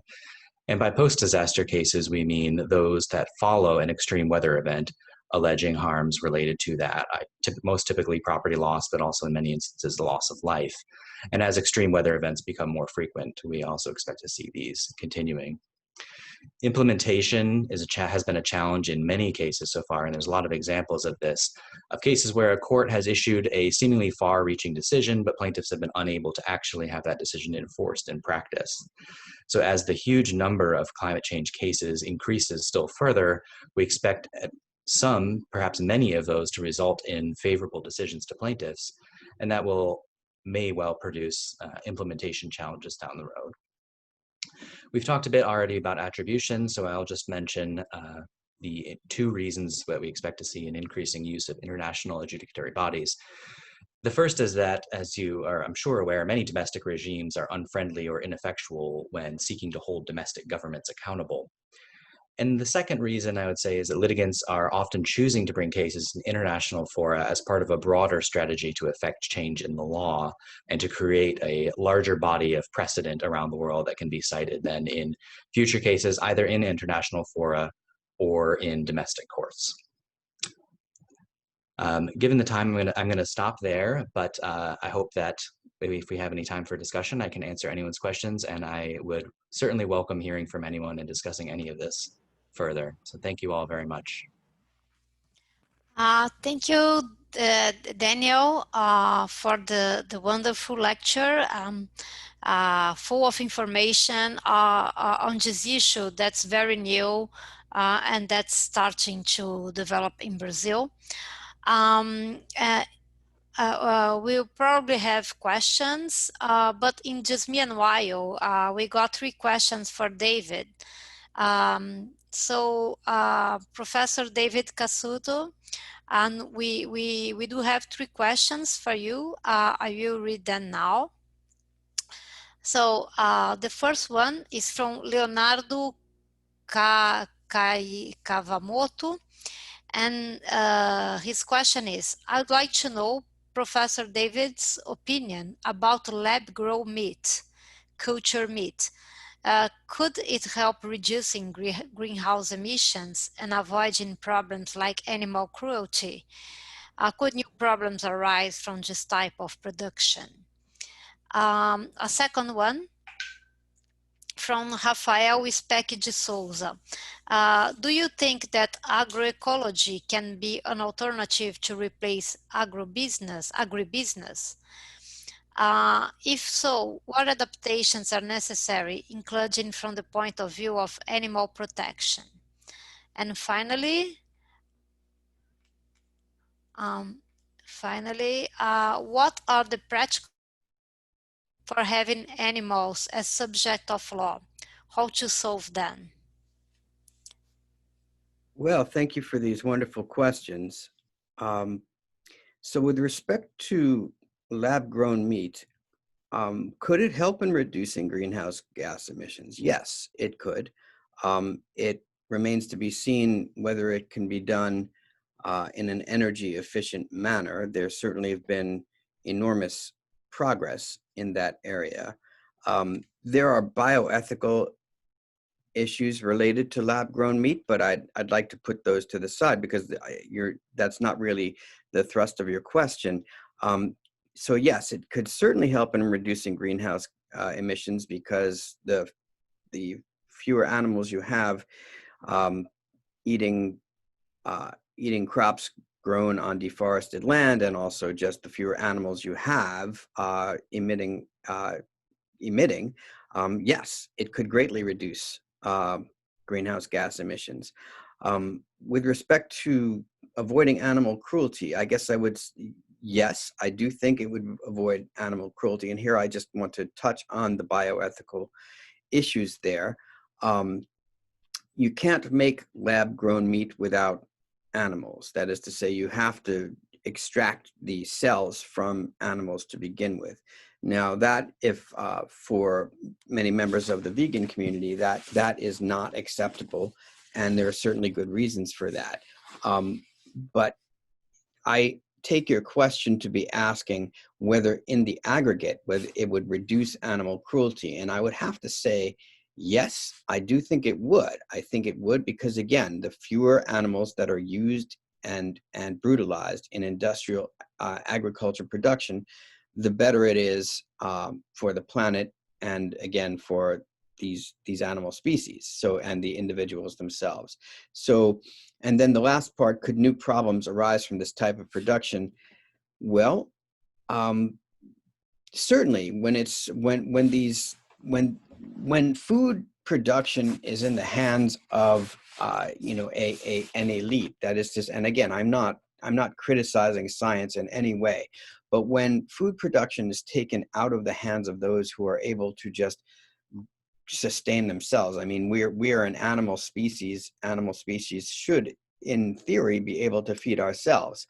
When we are reliant on technology to create the food that we eat, that is, that raises some issues about, well, becoming too dependent on technology to generate the calories that we need to survive. But all in all, I do think that it's an important technology. I think it's worth pursuing. And I think that the research that is being done is shifting attention away from industrial agriculture, confinement agriculture. And that in and of itself is a net positive. So thank you for that question. With respect to agroecology, yes, I do think that again, I guess I would phrase it this way. Any alternatives to agribusiness that are not worse are better. I know that sounds like a tautology, but it's actually pretty straightforward. Agribusiness, and again, I'm going to use, some say 18, some say 50, so I'm going to stay in the middle. I'm going to say about 30% of global greenhouse gas emissions come from the industrial agriculture regime. So absolutely, we need to move away from that. And agroecology is a viable alternative, and one which we should be pursuing with the same kind of enthusiasm that we pursue any good possibility for reducing our reliance on this kind of agriculture. And the last is, what are the practical problems for having animals as subjects of the law? Well, this is this gets into jurisprudence, which I think, again, it's very important to address these issues because they're not just theoretical, they're practical. The issue with animals as subjects of the law is that the animals themselves, we are incapable of truly speaking for these animals, representing the needs of these animals. We are necessarily representing them from an anthropogenic perspective, and so we can't really we are giving them subjectivity even as we are presuming to speak for them. However, I don't personally see that as a big an issue as some other people do, because we speak for other beings all the time. That's what a guardian ad litem is. That's what, when we will, if a human is incompetent to represent themselves for any reason, we appoint someone to speak for them.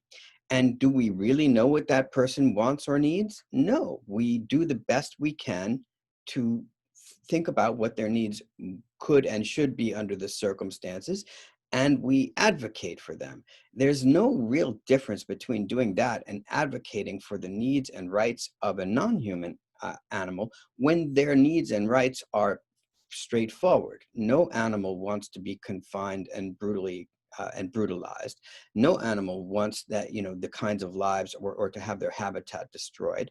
So these are things that are very straightforward, and to treat animals as subjects of the law is simply to acknowledge their sentience and their membership in the global moral community. And I do think that's entirely doable. I think that it's going to require negotiation and a rethinking of the way that we conceive of ourselves in relationship to other beings, but it's a necessary transition for all the reasons that I was speaking about earlier, as well as many other ones that move over into more profound ethical conversation. So thank you all for all those questions. Thank you, Professor David Cassuto. And we have now 2 questions so far for Daniel. Daniel, how does the living of U.S. Of many environmental agreements impact the management of conflict in environmental areas? The question comes from Karen Alexandre Rodrigues. And also another question from Frederico Alexandre Rocha, and the effect of pastures and deforestation in climate change. What do you think about? Well, I may defer on that second question to Professor Cassuto, as it may be more in your wheelhouse. But on the first question, what I'll say, in terms of litigation, the U.S. leaving those agreements, I think, has very little effect. As you remember, I had a slide with a pie chart showing that the vast majority of litigation taking place in the U.S. and elsewhere is happening under statutes and policies that are not explicitly climate focused. So whether the U.S. is within or without of major international agreements, the litigation proceeds mostly unchanged. And I think the same is true in an international scope as well, that the rights being cited in those cases are typically fundamental human rights or constitutional rights, or on the other end, within the confines of a very specific international agreement. And so I think on the litigation space, it doesn't have much. In terms of the overall effect on how policy is shaped, it's not my area of expertise, but my sense of that is that it remains to be seen a little bit, because it obviously has a negative effect on how the U.S. will address climate change and the degree of ambition that the U.S. is going to show in this space. And as a major contributor to overall global climate change, that is an important consequence. I also think it is conceivable that with the U.S. leaving some of these major agreements, it puts greater pressure on other countries in the world to take up some of that slack, which is unfortunate and sort of embarrassing to me as a U.S. citizen, but may mitigate the impact of the U.S.'s actions to some extent. Yeah, yes. Now I figure out that the last question is for Professor Cassuto. So I will read it again. It regards the effect of pastures and deforestation in climate change, and your opinion. It's a broad question. It's a very, very important issue. It came up in the course of all the things that I was discussing as are so important with respect to the the drivers of climate change that arise from industrial agriculture. Pastures, if they are created, that is to say, a forest is cleared to create the pasture, then that emits an enormous amount of carbon, and furthermore, the pasture, which is then consumed by the livestock, which is then digested and emitted, if it's a ruminant animal like a cow, in the form of methane. These are significant drivers of climate change, and deforestation is connected to that issue of pasture land, because often pasture land is created by forest clearing, and that is a very, then those two things are linked. Deforestation on its own, of course, is also a very problematic issue for climate change, whether it be for just to create places for humanity to expand and its living footprint, but also for things like creating monoculture plantations for things like palm oil or other things that are not directly related to animal exploitation, but which reduce habitat for animals, while at the same time creating enormous issues with respect to climate change that are separate and apart from the deforestation itself. So these are all very, in my view, one of the things that I do when I teach animal law, the first day I say to my students, all law is animal law, because the issues related to animals come up in every area of law. It comes up with constitutional law. It comes up in matrimonial law with respect to who gets the dog when people divorce. It comes up in property law.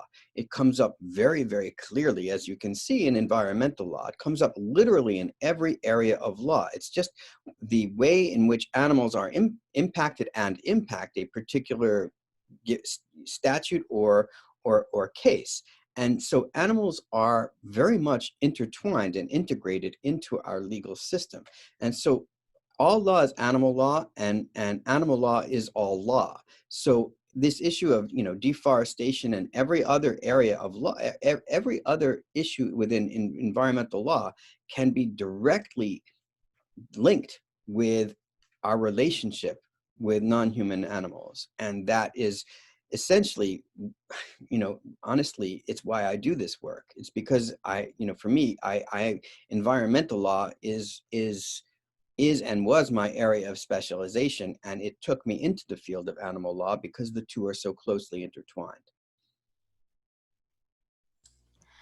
Thank you for both the professors for the answers. And now we'll move from the United States to Spain. And we will have Julian Mora Aliseda, que é doutor em Geografia e Ordenamento do Território e doutor em Sociologia pela Universidade Complutense de Madrid. Diplomado em Gestão de Terras pela Universidade Politécnica de Valência. Também é mestre em Urbanismo e mestre em Desenvolvimento e Estratégias Ambientais pela Universidade de Extremadura. Finalmente, é mestre em Direito Ambiental pelo ICAM, em Madrid. Julian Aliseda tem larga experiência em trabalho de consultoria em organizações nacionais e internacionais, que incluem a OCDE e a Comissão Europeia.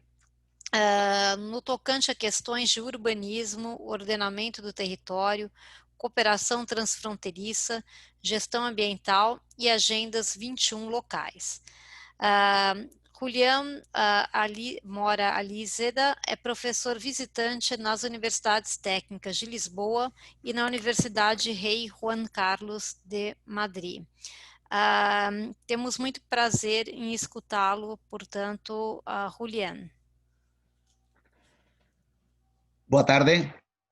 Em primeiro lugar, vou falar nesta palestra como conferenciante em português ou em espanhol. Não sei se há muitos espanhóis lá ou também são portugueses, porque o inglês é uma língua que ainda não tenho totalmente o controle, sou mais da antiga antigo sistema do francês e, portanto, francês, português, italiano, mas o inglês não. Mesmo assim, eu queria agradecer, no primeiro lugar, o convite que a organização me fez para estar aqui convosco hoje para tratar do direito ambiental e da necessidade de encontrar equilíbrio entre o ambiente e a saúde e a economia. Bom, queria dizer, portanto, que é importantíssimo o tema do ordenamento do território para mitigar as questões relativas às mudanças climáticas. Tenho de dizer, em primeiro lugar, que eu não falaria tanto de mudanças climáticas, eu falaria muito mais de variabilidade climática. Aqui todas as pessoas falam das grandes mudanças climáticas. Eu, portanto, estou em Espanha e não estou a ver tantas mudanças climáticas. Por quê? Porque as culturas de hoje em dia são as culturas de há 2000 anos na época romana e mesmo antes, são as culturas da vide, das oliveiras, as culturas dos cereais, não mudou exatamente muito, mudaram realmente uma questão importante no mundo, mudou a população.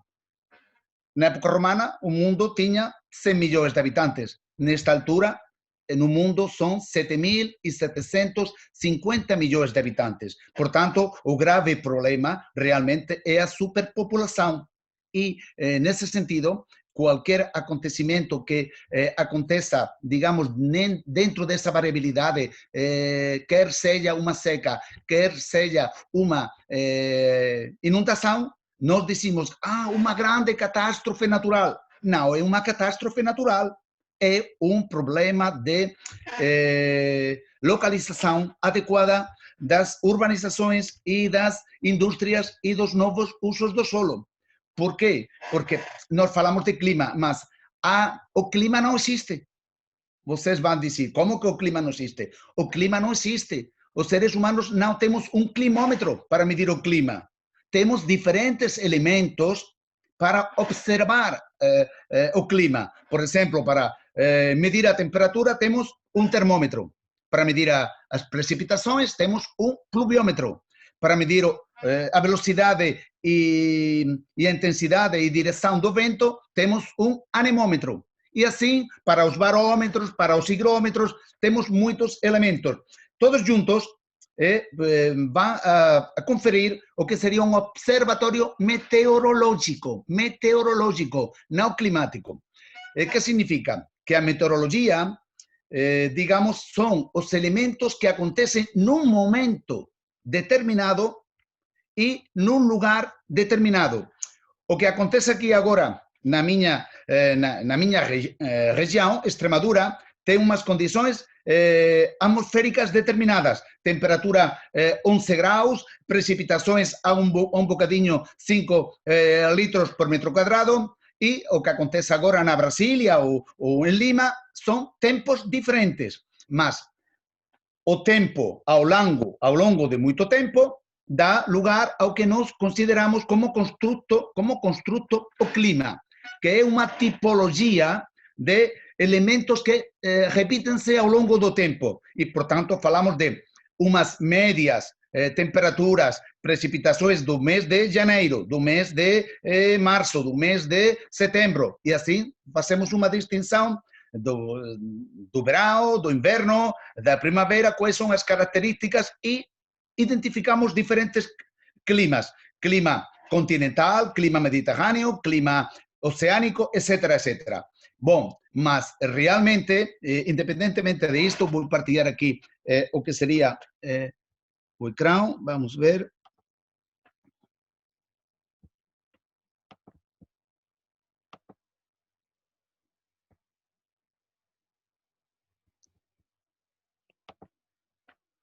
O que nós estamos a verificar é que agora, nesta altura, através dos meios de comunicação, dos meios de...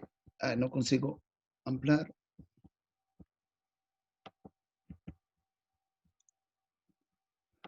Bom, estamos... Poderia tentar a tecla F5? Vamos ver. Obrigado. Porque estava aqui. Bom, o que estamos a verificar agora com o clima é que precisamos de saber quais são os riscos ambientais.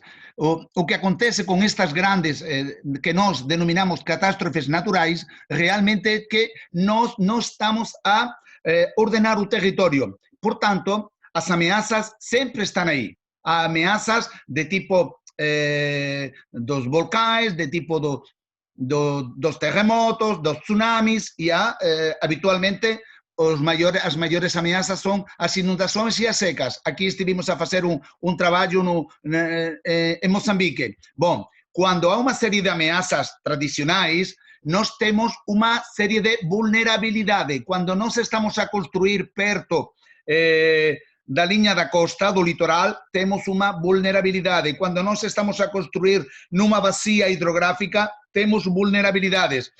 Quando essas vulnerabilidades que existem sempre ao longo da história da Terra, os climas mudaram ao longo de todos os períodos geológicos até o momento atual, quando nós construímos, quando os humanos aparecemos e construímos nas áreas vulneráveis, temos já um risco. Só aparece o risco quando estamos os humanos. Imaginem agora que acontece um terremoto num lugar onde não há ninguém. Para nós não é desastre natural, mas é desastre natural quando acontece, portanto, num lugar habitado.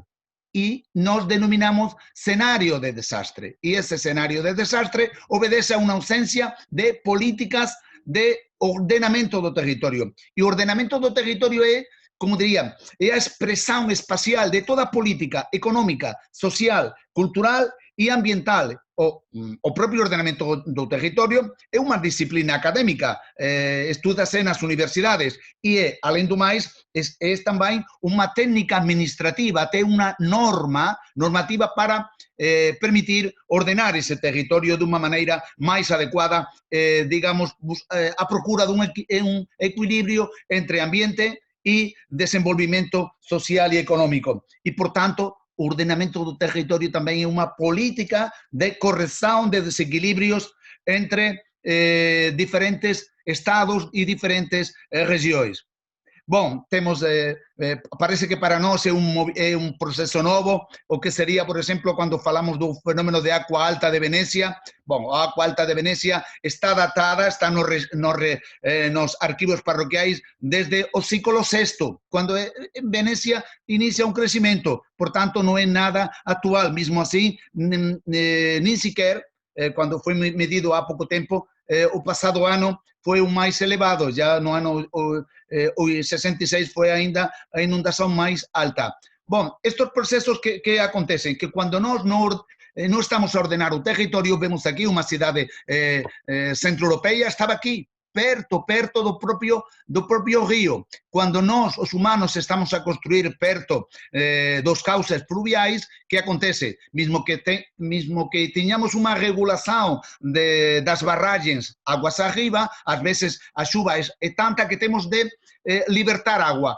E estas áreas que se construíram perto das margens, logicamente, as águas vão voltar pelo seu cauce, vão voltar pelas suas escrituras de propriedade. Portanto, não é uma catástrofe, é uma ignorância dos riscos naturais, é uma ignorância das dinâmicas e dos processos hídricos.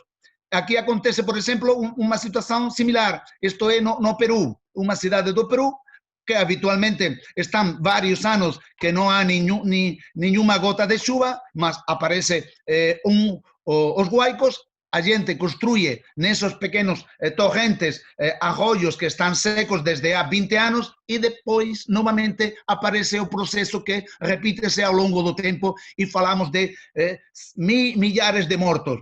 Aquí apareció en España o pasado ano, claro, cuando na costa há construções perto da própria linha do mar, acontecem estas coisas. E outra questão é também os incêndios. Muitos são naturais, a maioria são provocados, e se nós não temos uma gestão adequada do território, uma gestão das florestas, e também, logicamente, uma parte importantíssima que são os criminosos que prendem, logicamente, por intereses que agora não vamos falar, acontece este tipo de coisas. Bom, isto é em Moçambique.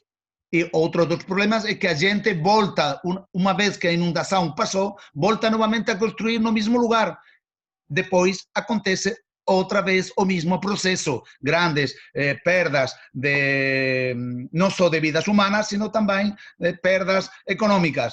Bom, portanto, eu diria que precisamos de um ordenamento do território para cumprir com os objetivos do milenio, os 17 objetivos do milenio, que praticamente no primeiro lugar estão as pessoas. Precisamos de erradicar a pobreza e a fome dentro do mundo. Manter também ao mesmo tempo e proteger a natureza, proteger os espaços naturais, proteger um uso dos recursos de uma maneira sustentável que não impida também uma certa prosperidade econômica. E para isso precisamos de alianças, precisamos de ter momentos de paz e de colaboração.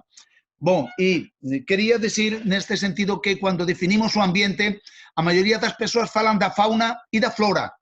Não, não só isso. Nós também somos ambiente. Os seres humanos formamos parte do ambiente. Não chegamos de outro planeta. Estamos aqui, só que, logicamente, evoluímos mais do que o resto das espécies e temos um problema nesta altura, que são a superpopulação. Mas dou uma boa digamos, notícia. A partir do ano 2045, daqui para 25 anos, a população do mundo vai iniciar um progressivo descenso. Por quê?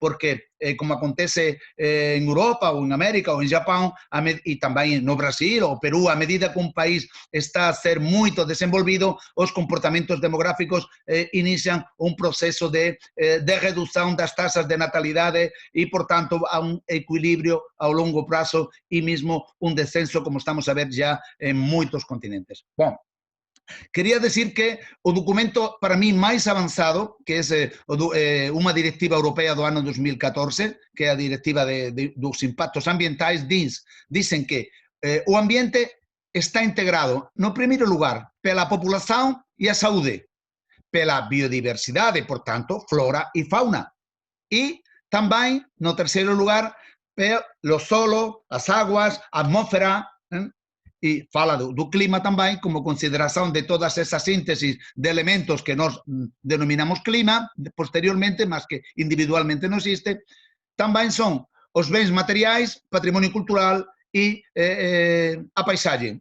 E, por último, também forma parte do ambiente a interação entre todos estes elementos.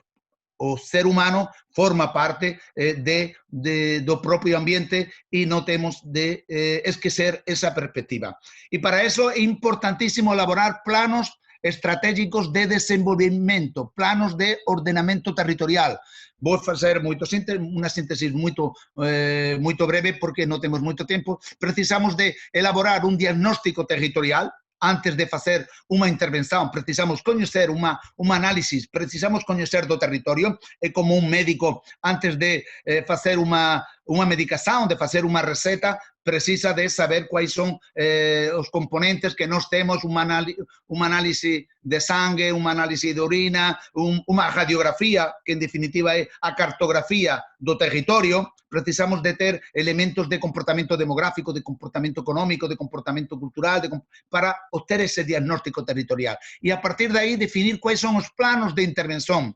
E esses planos de intervenção, que seriam, digamos, a fase de pronóstico, é onde está a receita, onde está o que o médico vai aconselhar ou sugerir para o doente, neste caso o território, e elaborar um sistema de indicadores para ser medidos ao longo do tempo. Precisamos de saber como está a evoluir o território no âmbito demográfico, no âmbito econômico, em infraestruturas, equipamentos, em definitiva, como está a evoluir o nosso colesterol, a hipertensão arterial, cancro, etc, etc. E a partir daí temos também que sempre dar um papel importantíssimo à participação e à comunicação social.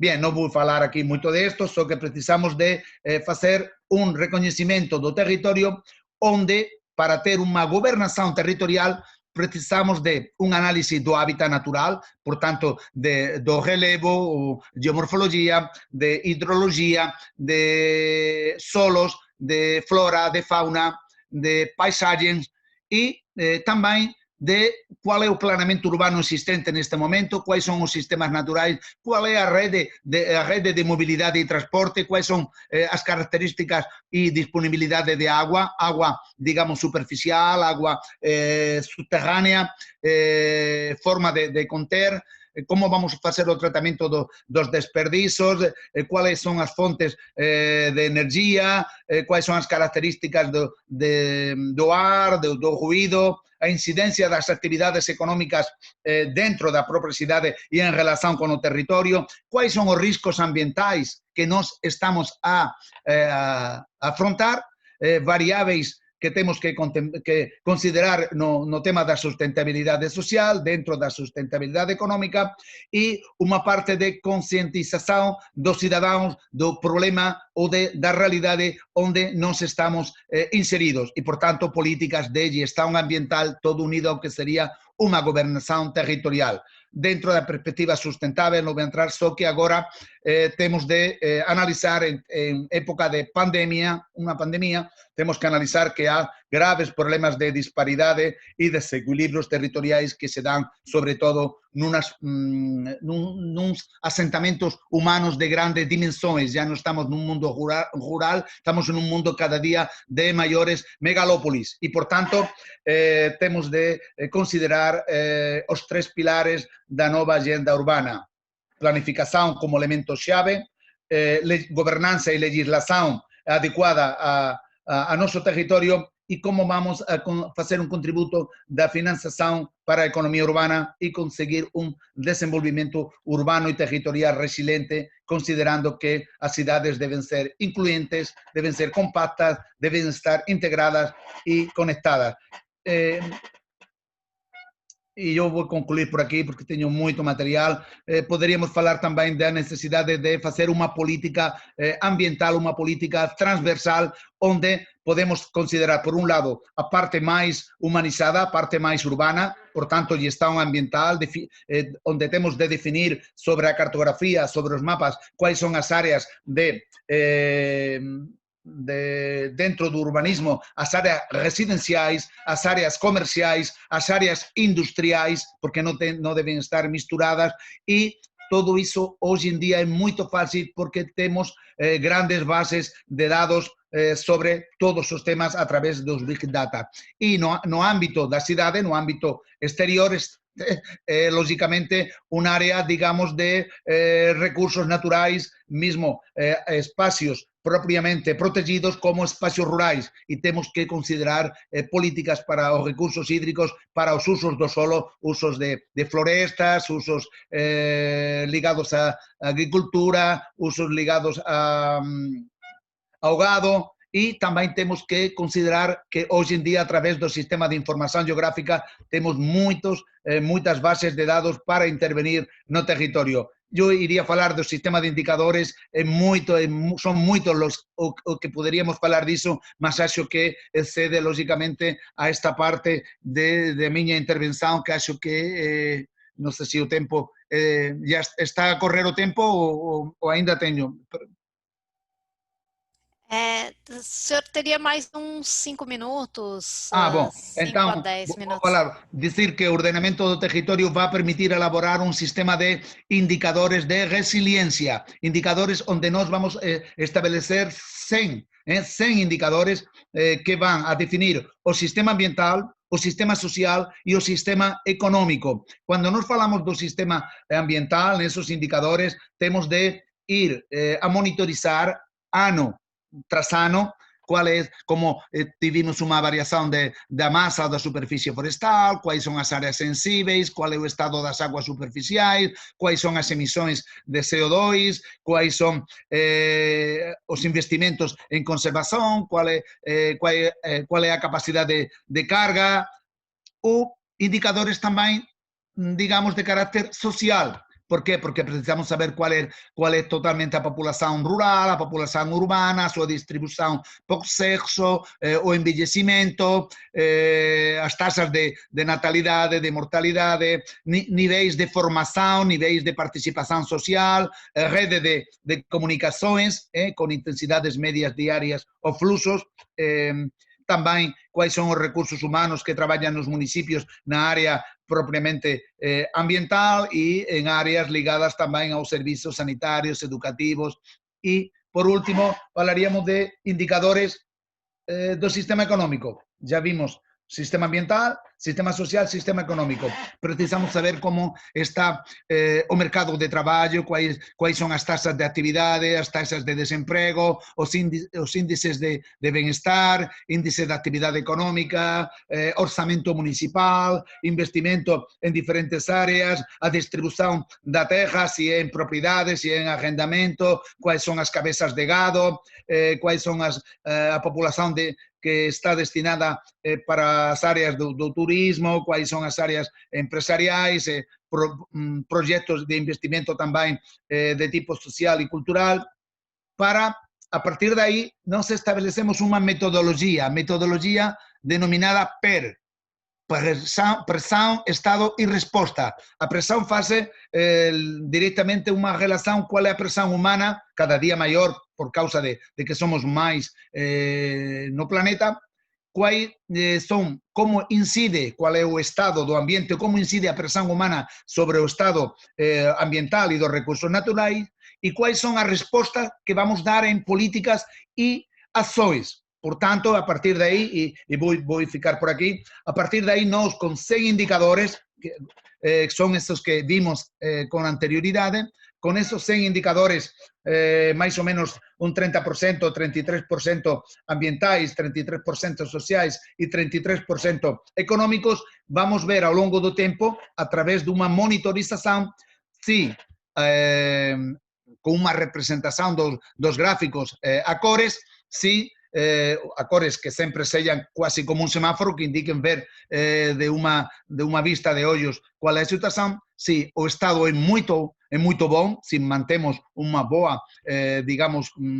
qualidade ambiental daqueles espaços protegidos, se o nível é normal, em função de como estão a evoluir essas variáveis, qual é, a partir de que determinadas variáveis estão a descer, qual é já estamos num nível de precaução, e quando estão a descer muito abaixo da média, falamos de ter um nível crítico que precisamos de fazer uma intervenção urgente para evitar que determinado fator, que determinado elemento fique, digamos, a ultrapassar a própria umbral de resiliência, que, portanto, evitemos que seja esgotado, porque a Terra tem uma grande capacidade e os diferentes elementos de ser renovados. Temos de evitar sempre que aconteça isso, a través de quê? De indicadores que permitam um uso continuado, razonável e sustentável. Eu, portanto, deixaria por aqui, por si alguém mostra algum interesse. Muito obrigado e, logicamente, continuo acá para participar com você neste interessante Congresso de Direito Ambiental. Muito obrigada, professor Julian, Mora, por essa interessantíssima palestra. Acho que nos acrescentou muito, elementos muito novos para nós do campo jurídico, e já me chegaram, sim, perguntas.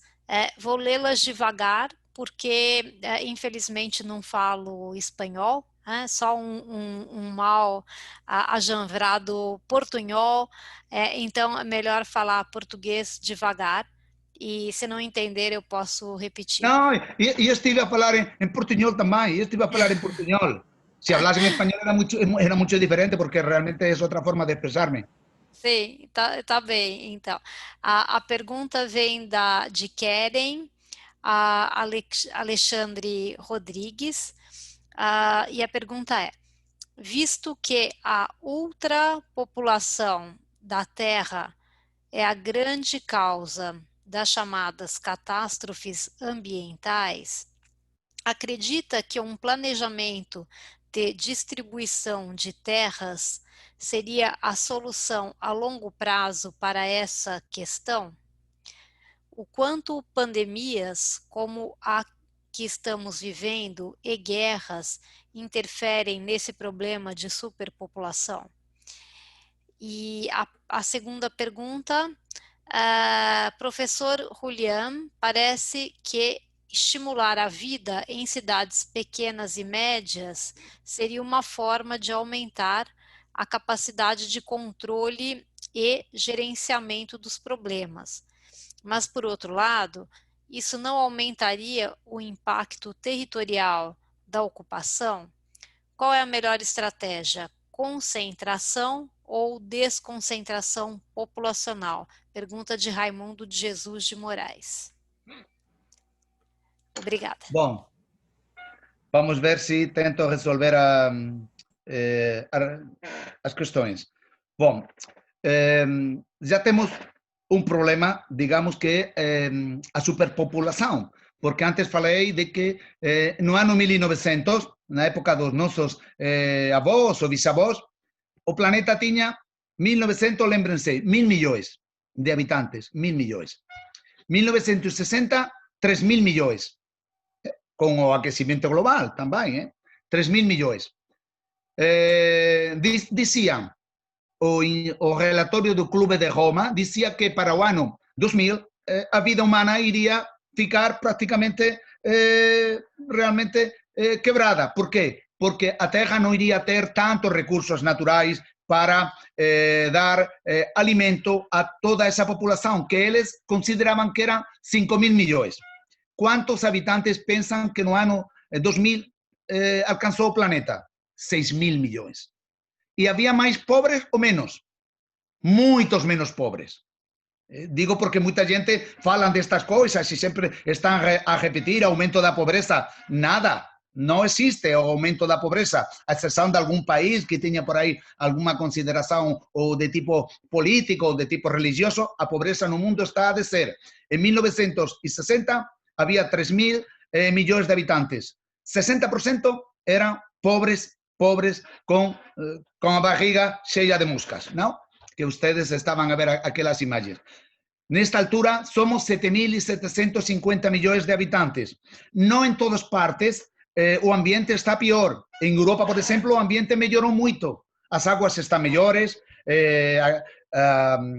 digamos, a situação das florestas aumentou. Temos 50 milhões mais de hectares que há 40 anos atrás. Por quê? Porque a política agrária mudou por uma situação. Produzimos excedentes agrários e então fomos a reduzir as terras de cultura para terras de nova florestação, de bosques. Bom, isso queria dizer que o problema da superpopulação tem de ter uma resposta no âmbito de um planeamento integrado.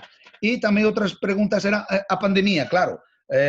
A pandemia é um novo cenário, mas novo para nós, mas não era novo na história da humanidade. Lembrem-se da peste de Atenas, a peste antonina na época romana, depois na época de Aurélio, depois continuamos com a peste bubônica em Europa, que diezmou a 50% ou mais da população, depois os espanhóis levamos para a América viruela, depois novamente cólera em Europa, todo aparecia em China, interessante, e depois neste ciclo a gripe espanhola, que não apareceu em Espanha, chegou, a Espanha só falou porque não estava na guerra e falavam da gripe, e foi assim.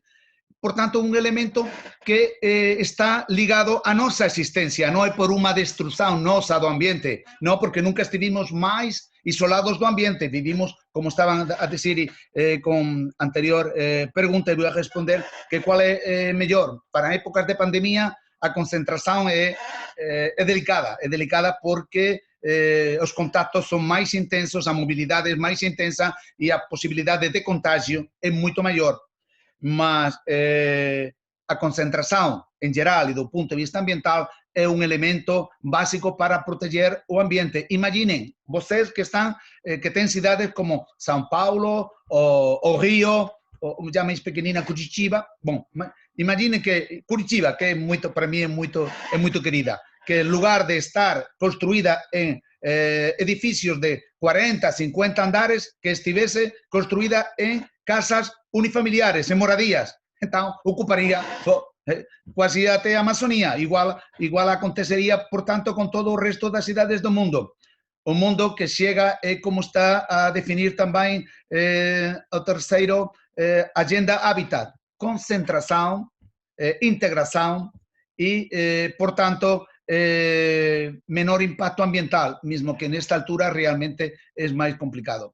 Mas se nós, os 7.700 milhões de pessoas, estivéssemos a residir como no mundo rural com casas, moradías de só um andar, não tínhamos agora terra quase sem conseguir destruir toda a floresta. Não sei se com isso respondo um bocadinho. Respondeu sim, muito obrigada. Agora passaremos então, nos mudaremos para a Noruega e eu vou, so Professor Christina Voigt, I will introduce you in Portuguese for our audience, and soon we will start your lecture. I think it's the case to remember that last but not least, we'll have Professor Christina Voigt in some moments. Christina Voigt é uma renomada especialista em Direito Ambiental Internacional e professora da Universidade de Oslo. Ela também trabalha como consultora jurídica para o governo da Noruega, bem como para várias organizações internacionais e não governamentais. É presidente do grupo de especialistas em mudanças climáticas da Comissão Mundial de Direito Ambiental da IUCN, a International Union for the Conservation of Nature, e membro da Força-Tarefa de Mudanças Climáticas da mesma IUCN. Atualmente, ela é candidata oficial para o cargo de presidente da Comissão Mundial de Direito Ambiental da IUCN para eleição no Congresso de Conservação Mundial. Essa eleição, que deveria ter tido lugar em 2020, foi adiada, assim como o Congresso, para o ano de 2021. So, Professor Christina Voigt, I thank you very much. Christina Voigt is a constant collaborator of the Institute for the Law for a Green Planet, and we are very happy to have you today and with a new lecture for us.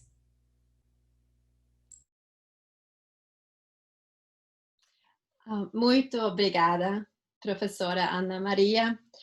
It's a great pleasure for me too. It's always a privilege and a great joy being invited back. And I would like to thank the Institute for the Law for a Green Planet for inviting me, especially also Professor Gabriel Wedi. And it's been a really great and interesting afternoon for me, or evening for me, listening to the excellent panelists on this panel. But thank you very much for inviting me. It's a really great privilege and honor. Now, in this talk, I will focus on climate change, the climate change dimension of human rights obligations, with a particular focus on Europe, but I also try to draw in some examples from the inter-American human rights system.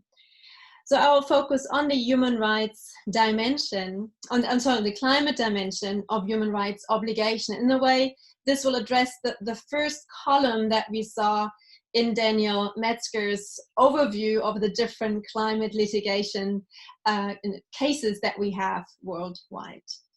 I will divide my talk into three aspects. I will first talk about the factual linkages between climate change impacts and human systems, and we've already heard just in the previous lecture by Professor Mora Aliseda quite a lot about it. And then I'll focus to the question whether climate change is a matter of human rights law. And then finally, I'll dive a little bit deeper and try to look into the substantive content of human rights obligations with regard to climate change issues, in particular under the European human rights system. As a caveat, I will not address issues of legal standing, of jurisdiction, or extortion of national remedies, or of causation, some of the elements that Daniel Mezger addressed also in his lecture. So let me start first with the factual linkages between climate change impacts and human systems. Now we know, and science tells us very clearly, that the projected climate change impacts pose significant risks to human and natural systems. And we also know the higher the temperature, the higher the risk. The Intergovernmental Panel on Climate Change, the IPCC, in its special report on global warming of 1.5 degrees, that came out already 2 years ago, sorry, in 2018, the IPCC projected significantly higher risks at 2 degrees warming compared to 1.5 degrees warming. And the risks are a wide range of different issues. They include human exposure to increased flooding, as we just heard in the previous lecture, water stress by up to 50%, water stress in terms of accessibility to water by humans. That of course depends on the region. Smaller net yields of crops, loss of livestock, reduction in food availability from fishery and aquaculture, negative impacts on human rights, impacts of course associated with sea level rise, and also changes to the salinity of groundwater, which again affects the accessibility of fresh water, severe precipitation and damage to the infrastructure, increased likelihood of extreme weather events, and extended floods and droughts and forest fires. Now, we've all heard about this, but in addition to those, let's say, individual risks and direct impacts, climate change also interacts and intensifies poverty, conflict, instability, and unrest, resource depletion, food insecurity, loss of livelihood, infrastructure breakdown, loss of access to essential services, including electricity, water, sanitation, and healthcare, as well as relocation and migration. Now, each of these impacts, each one, is deeply worrisome, but it is only when we look at the sum of all of these impacts together, the accumulation of these impacts, that the entire alarming picture emerges. And addressing the causes and finding remedies to these adverse impacts to human systems is an unprecedented challenge in scope, scale, and urgency, as Professor Lisa Sachs already mentioned in her first lecture on this panel this morning. So now second, let me turn to the question whether these impacts make climate change a matter of human rights law. Now, these climate change impacts have major impacts or major consequences for the fulfillment of a wide range of human rights already today, and even more so in the future. In fact, they could have a cataclysmic impact in the future unless ambitious actions are taken immediately. That has been expressed very clearly by the UN Special Rapporteur on the Environment, Human Rights and the Environment, Dr. David Voigt. Among the human rights being violated or threatened by climate change impacts are the rights to life, the right to food, health, water, and sanitation, the right to a healthy environment where it exists, and I come back to that later in my lecture, right to an adequate standard of living, to housing, property, development, and culture, and probably several more. Now, the matter of climate change and human rights is being addressed in different treaty bodies and treaty systems, as you all know. When it comes to climate change on the international level, we have the Paris Agreement adopted under the United Nations Framework Convention on Climate Change. And in domestic systems, we often have very special climate regulations, climate laws, or climate acts. But these climate laws, whether international or national, do very seldom, if at all, address the human rights impacts of climate change. Rather, they look at solutions to the problem of the reduction of greenhouse gas emissions, mitigation, or they look at technical solutions to adapt to the adverse effects of climate change. But human rights and human rights protection are largely outside the scope of these treaties. This is aptly expressed in the Paris Agreement, which in its preamble acknowledges that parties should, when taking action to address climate change, respect, promote, and consider their respective obligations on human rights. Now, this formulation, their respective obligations on human rights, refers to already existing human rights obligations under human rights treaties or under customary law. So it refers to obligations that states already have. Nothing is newly created in the Paris Agreement with regard to human rights. So in other words, the Paris Agreement throws the ball back into the human rights field and eventually into human rights courts. Not necessarily into any specific court, but metaphorically speaking. But there are further linkages, of course, not just the factual linkages highlighted above. States have to ensure or protect, respect, and fulfill human rights to everyone within their jurisdiction.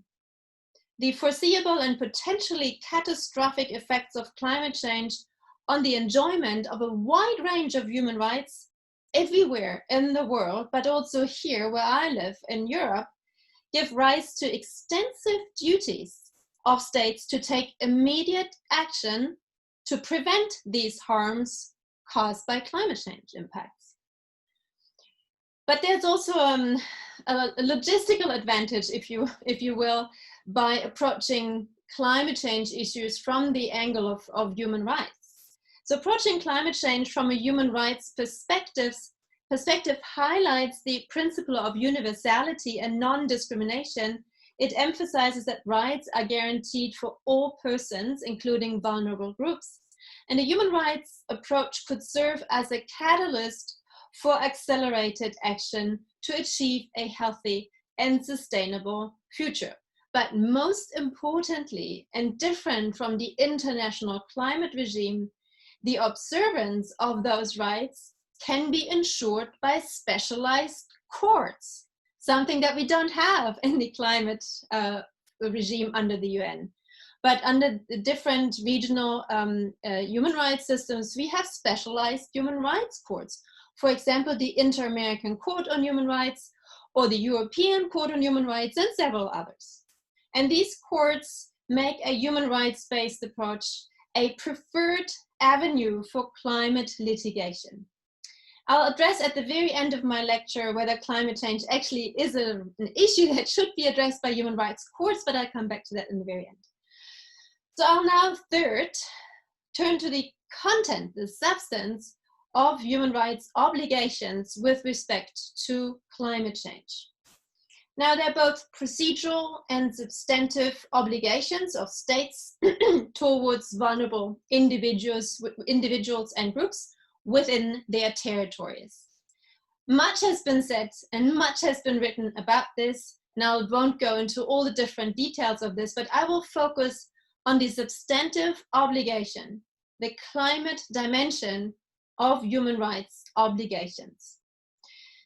To start with, it is important to mention that the European human rights system is somewhat different from the Inter-American human rights system.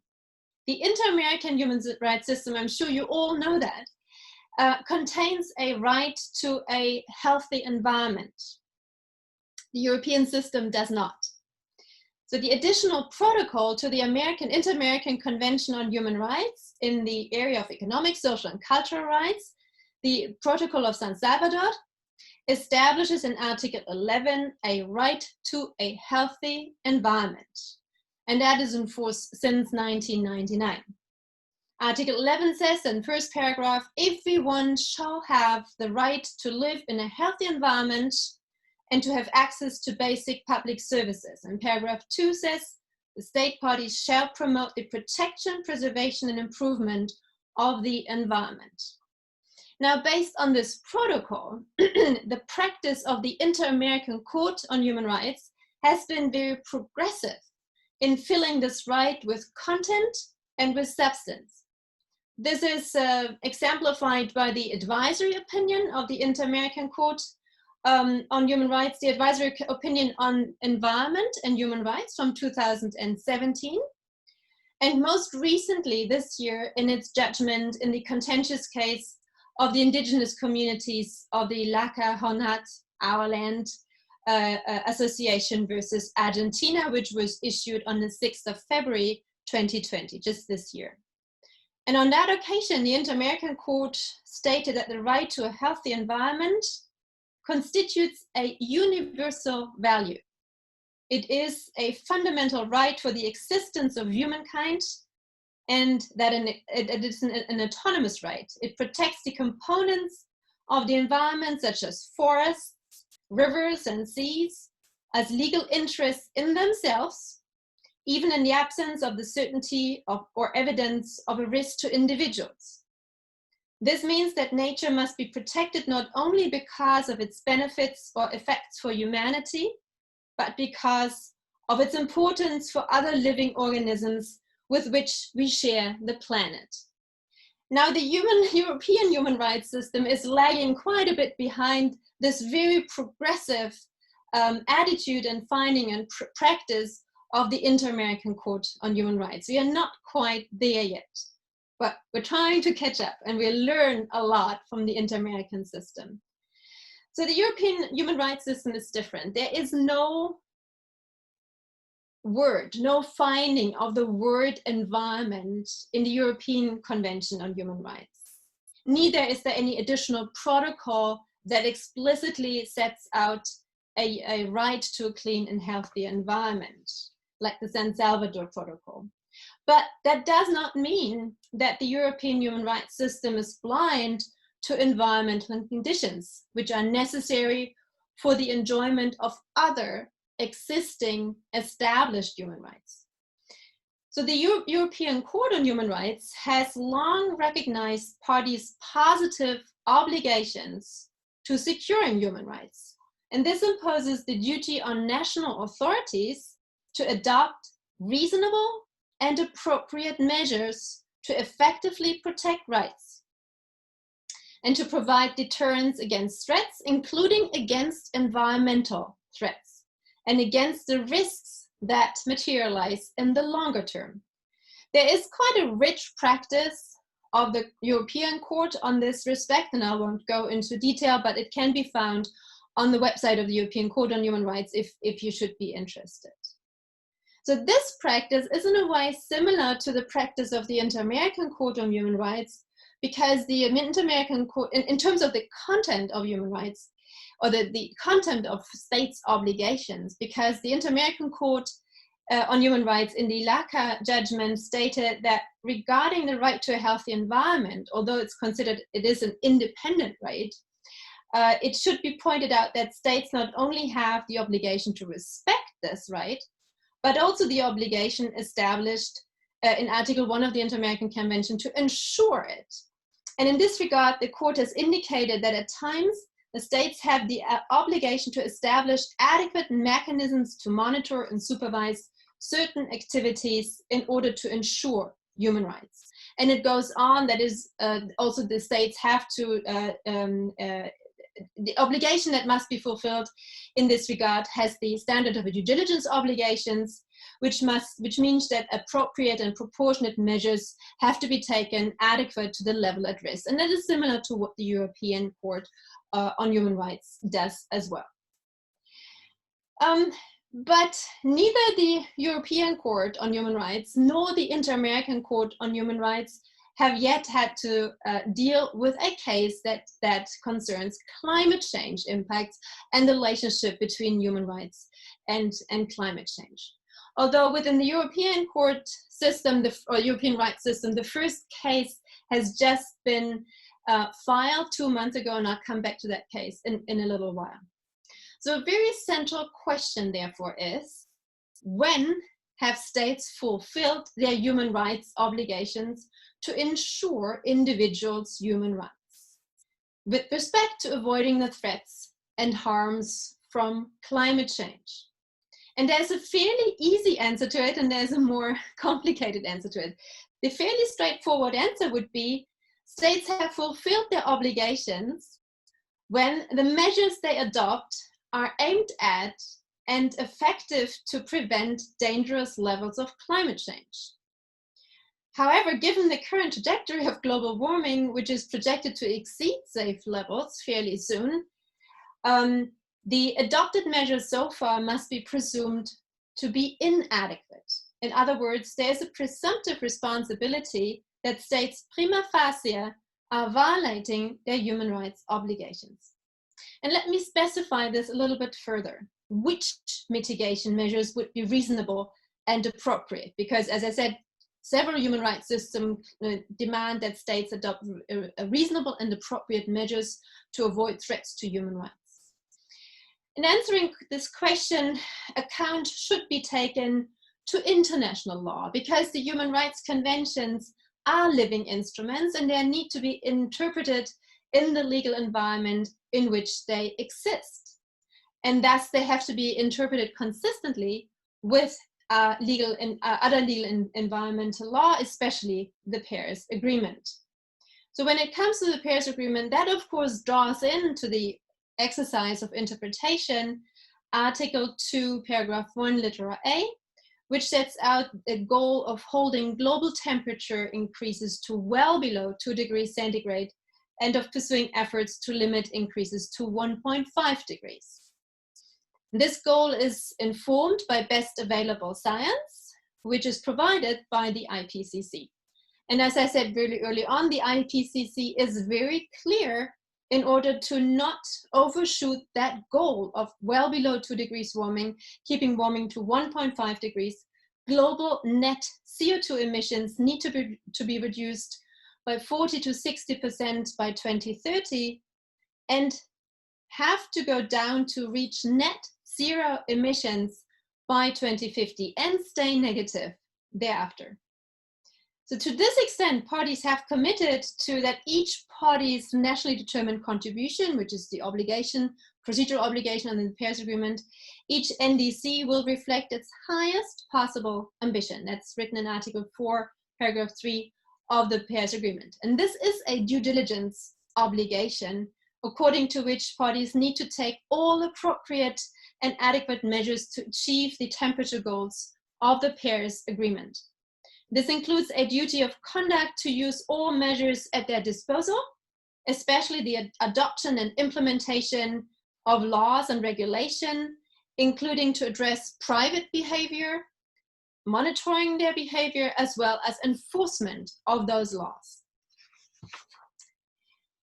In light of the magnitude of the risk posed by climate change, in light of the clear science, and in light of the urgency of the task, this due diligence obligation implies, therefore, both in the European system, but I also dare to say in the inter-American human rights system, that states need to take all appropriate and adequate measures to prevent climate change damages. This implies taking all measures that are not impossible or disproportionately economically burdensome, with the objective of reducing global greenhouse gas emissions to net zero and below by 2050. The UN Committee on Economic, Social and Cultural Rights even went so far as to say that this implies the use of maximum available resources. So what they say is that the stakes are so high that we basically need to do everything we can, and that is turned into a legal obligation in order to address these very severe impacts on human rights. So the duty of care, or the positive obligation, therefore, is clear. In order to secure human rights, states must take must have a long-term plan in place, as well as corresponding effective measures reflecting their highest possible ambition at the level of their economically available resources. And this implies that states with greater capacity and greater responsibility for the problem will have to reduce their emissions to zero and below faster and deeper, faster than 2050, in order to give states that might need longer, also to give them the possibility to get there.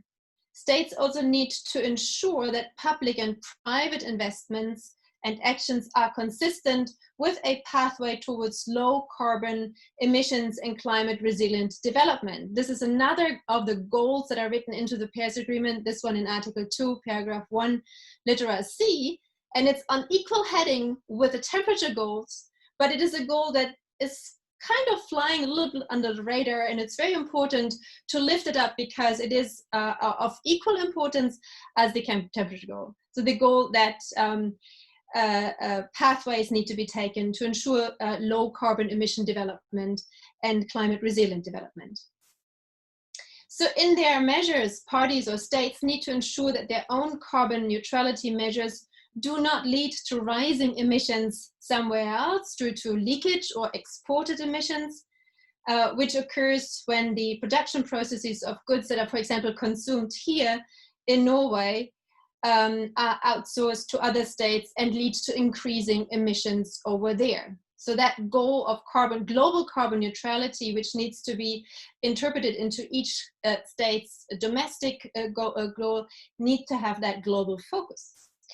It includes also the protection of forests and landscape, as highlighted also by Professor Cassuto a little bit earlier.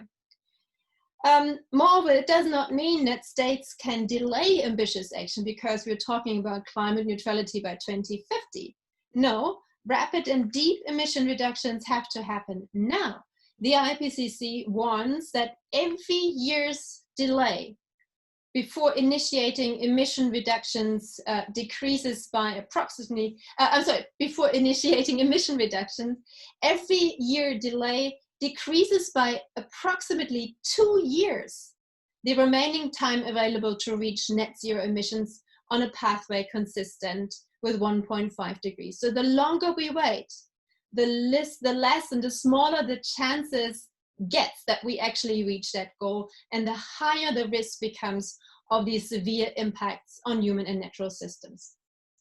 So in order to comply with human rights obligations to positively protect human rights against these impacts from climate change, this implies that every state ought to employ its highest possible level of ambition and act according to its best capabilities, simply to do as best as it can. This level is more rigorous if the risk is higher, such as climate change, and involves the requirement of a state to use all measures that are not disproportionately economically burdensome, or measures at its disposal to address this risk. Only such measures can be considered adequate and appropriate. So to put it simply, complying with human rights obligations require dramatically accelerated climate actions. Or by not reducing emissions at that level of ambition, states fail to prevent foreseeable human rights harms caused by climate change and thereby violate their human rights obligations. So this is the central claim in a case which has just arrived at the doors of the European Court on Human Rights. On 2nd of September 2020, this year, just 2 months ago, 6 Portuguese children and youth, they range in age from 8 years to 21 years. These 6 Portuguese youth and children have brought a case against 33 member states to the European Convention on Human Rights, where they argue that those 33 states are violating those children's rights with regard to the impacts of climate change because they have inadequate emission cuts, and that violates those children's rights to life and to private life under Articles 2 and 8 of the European Convention on Human Rights.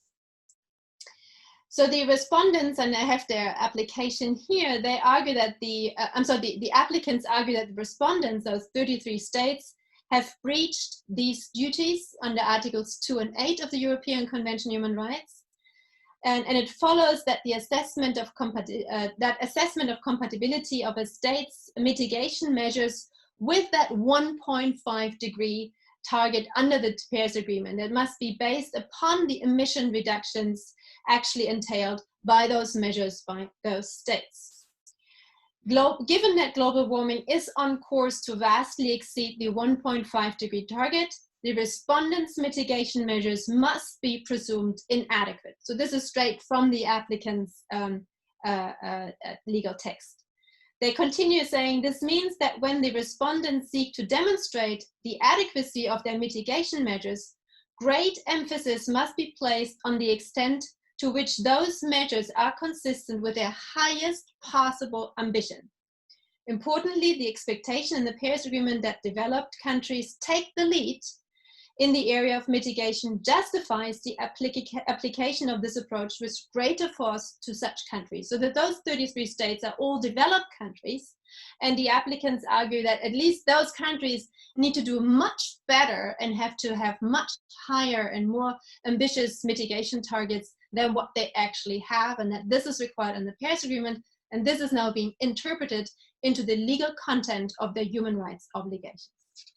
So in brief, what they say is that each respondent, by not including targets in their NDC at the level of their highest possible ambition, is violating their positive obligation to adopt all necessary and appropriate measures to ensure human rights. So finally, let me conclude. Let me answer the question of whether climate change is a matter of human rights courts, because, and we're currently hearing a case here in Norway, under the Supreme Court. It just started earlier this year, this week. I'm sorry, time is relative these days. But there's the case that is being currently heard by the Norwegian Supreme Court based on a human rights obligation of the Norwegian state in the Norwegian constitution. So it's not something under international law, but it's something that is based on the Norwegian constitutional provision on a human right to a clean and healthy environment. And the Norwegian state argues basically that this is a matter of policy, of lawmaking. It doesn't belong to the court.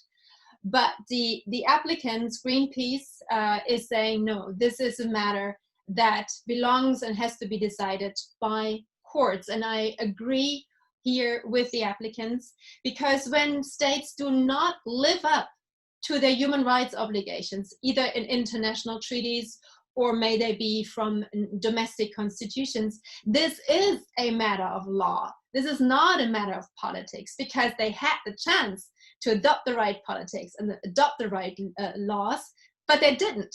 And then it does become a matter for the courts. But it does not mean that the courts should be prescriptive in what each and every state has to do with regard to the exact type of measures to adopt. Courts should not do that. But it should be possible for the court to ask whether the measure adopted by a state is adequate and appropriate to prevent harm from climate change. And the test question for this is, are the measures aimed at and effective for achieving a rapid, deep decarbonization and eventually a global phase out of greenhouse gas emissions around 2050? Or the other way, if measures are increasing these greenhouse gas emissions, are they consistent with this goal? And if they are not, and the case, for example, in Norway concerns handing out new exploration licenses to find oil and gas in the Barents Sea. So if these measures are not consistent with that pathway towards global decarbonization, the court might want to tell states, or a human rights court may want to tell states to revisit their policies and plans and laws, their regulatory and administrative framework, with the aim of not just revisiting it or doing better, but with the aim of doing the best they can, their utmost, in significantly raising ambition to address climate change. Thank you very much. Thank you, Thanks, Christine, for the wonderful lecture. It's really a very interesting issue. I have been studying a little bit of the climate litigation, and every time new claims are coming with new kind of argumentation and strategies, and that seems really an important way to get the argumentation close to the human rights, as you showed us. And I have my general feeling when I heard your explanation is that this strategy of perhaps bringing claims before human rights courts would refer more specifically to mitigation measures. How do you see a discussion of adaptation policies as well? It seems perhaps easier to show the link between adaptation of severe conditions and human rights. But I wonder whether that could have an international approach as well. I mean, when you mentioned that states need to take all measures that are not economically disproportionate. And sometimes you have the problem of different economic capacities of states taking measures to face adaptation, for example. I wonder whether just international courts would be a forum or a space to discuss perhaps some obligations of richer states to provide measures, adaptation measures for other states. I wonder whether you could figure this problem. Thank you. These are really interesting questions and really difficult as well. Now I focus primarily on mitigation, partly because this is maybe the most challenging question, and it hasn't been, since we don't really have any judgment on that yet. The agenda judgment from the agenda decision in the Netherlands is interesting, but it doesn't really help that much to broaden this approach based on its finding on a fair share or share of the Netherlands and increase the level of ambition from 20 to 25%. But I think your point on whether that also applies to adaptation is crucial, and you can, of course, use the same kind of argumentation on adaptation measures. And I think it's probably easier when it comes to adaptation. The problem with adaptation is that it takes away the focus from the cause of the problem and focuses on the consequences.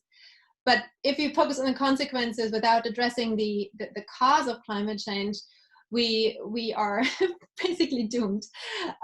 Science tells us adaptation will be impossible if climate change runs wild. So that's why I'm focusing on mitigation. But I think you're right, and we will probably will see more adaptation-focused cases than we have seen so far. Now, with regard to international courts on adaptation obligations in other countries, I'm not so sure about this. You don't really have this accumulative contribution when it comes to adaptation. Adaptation is inherently national. Adaptation measures in terms of building seawalls or water reservoirs or whatever you need to address the particular climate change problem in your country is inherently must be based on national decisions that are commensurate to the national circumstances. Now, internationally, we have obligations of, for example, developed countries to finance mitigation actions in developing countries. These are obligations already under the Framework Convention on Climate Change and have been incorporated in the Paris Agreement. And if that finance, for example, dries out or never reaches the regions that need it, that could be a case that may arise if finance is not available. But I haven't heard anything about this. But with regard to mitigation, there have been approaches to bring that issue to for example, the International Court on Justice in The Hague. So far, they have not succeeded. There were approaches to ask for an advisory opinion on the obligations of states with regard to climate change. But we see these initiatives coming, and I think it's just a matter of time until maybe the International Court of Justice will have to deal with a case regarding climate change. Thank you very much for your answer and for your lecture. I would like to ask all panelists for the excellent and wonderful lectures. We had an intense morning here in Brazil and afternoon and evening, I think, in Norway. And so we'll finish now. And the Congress will resume at 4 p.m. In Brazil, and we'll have a panel about the Escazú agreement. So thank you very much, and have a good rest and a good continuation of work. Bye bye. Bye bye. Thank you. Muito obrigada. Ciao. Ciao.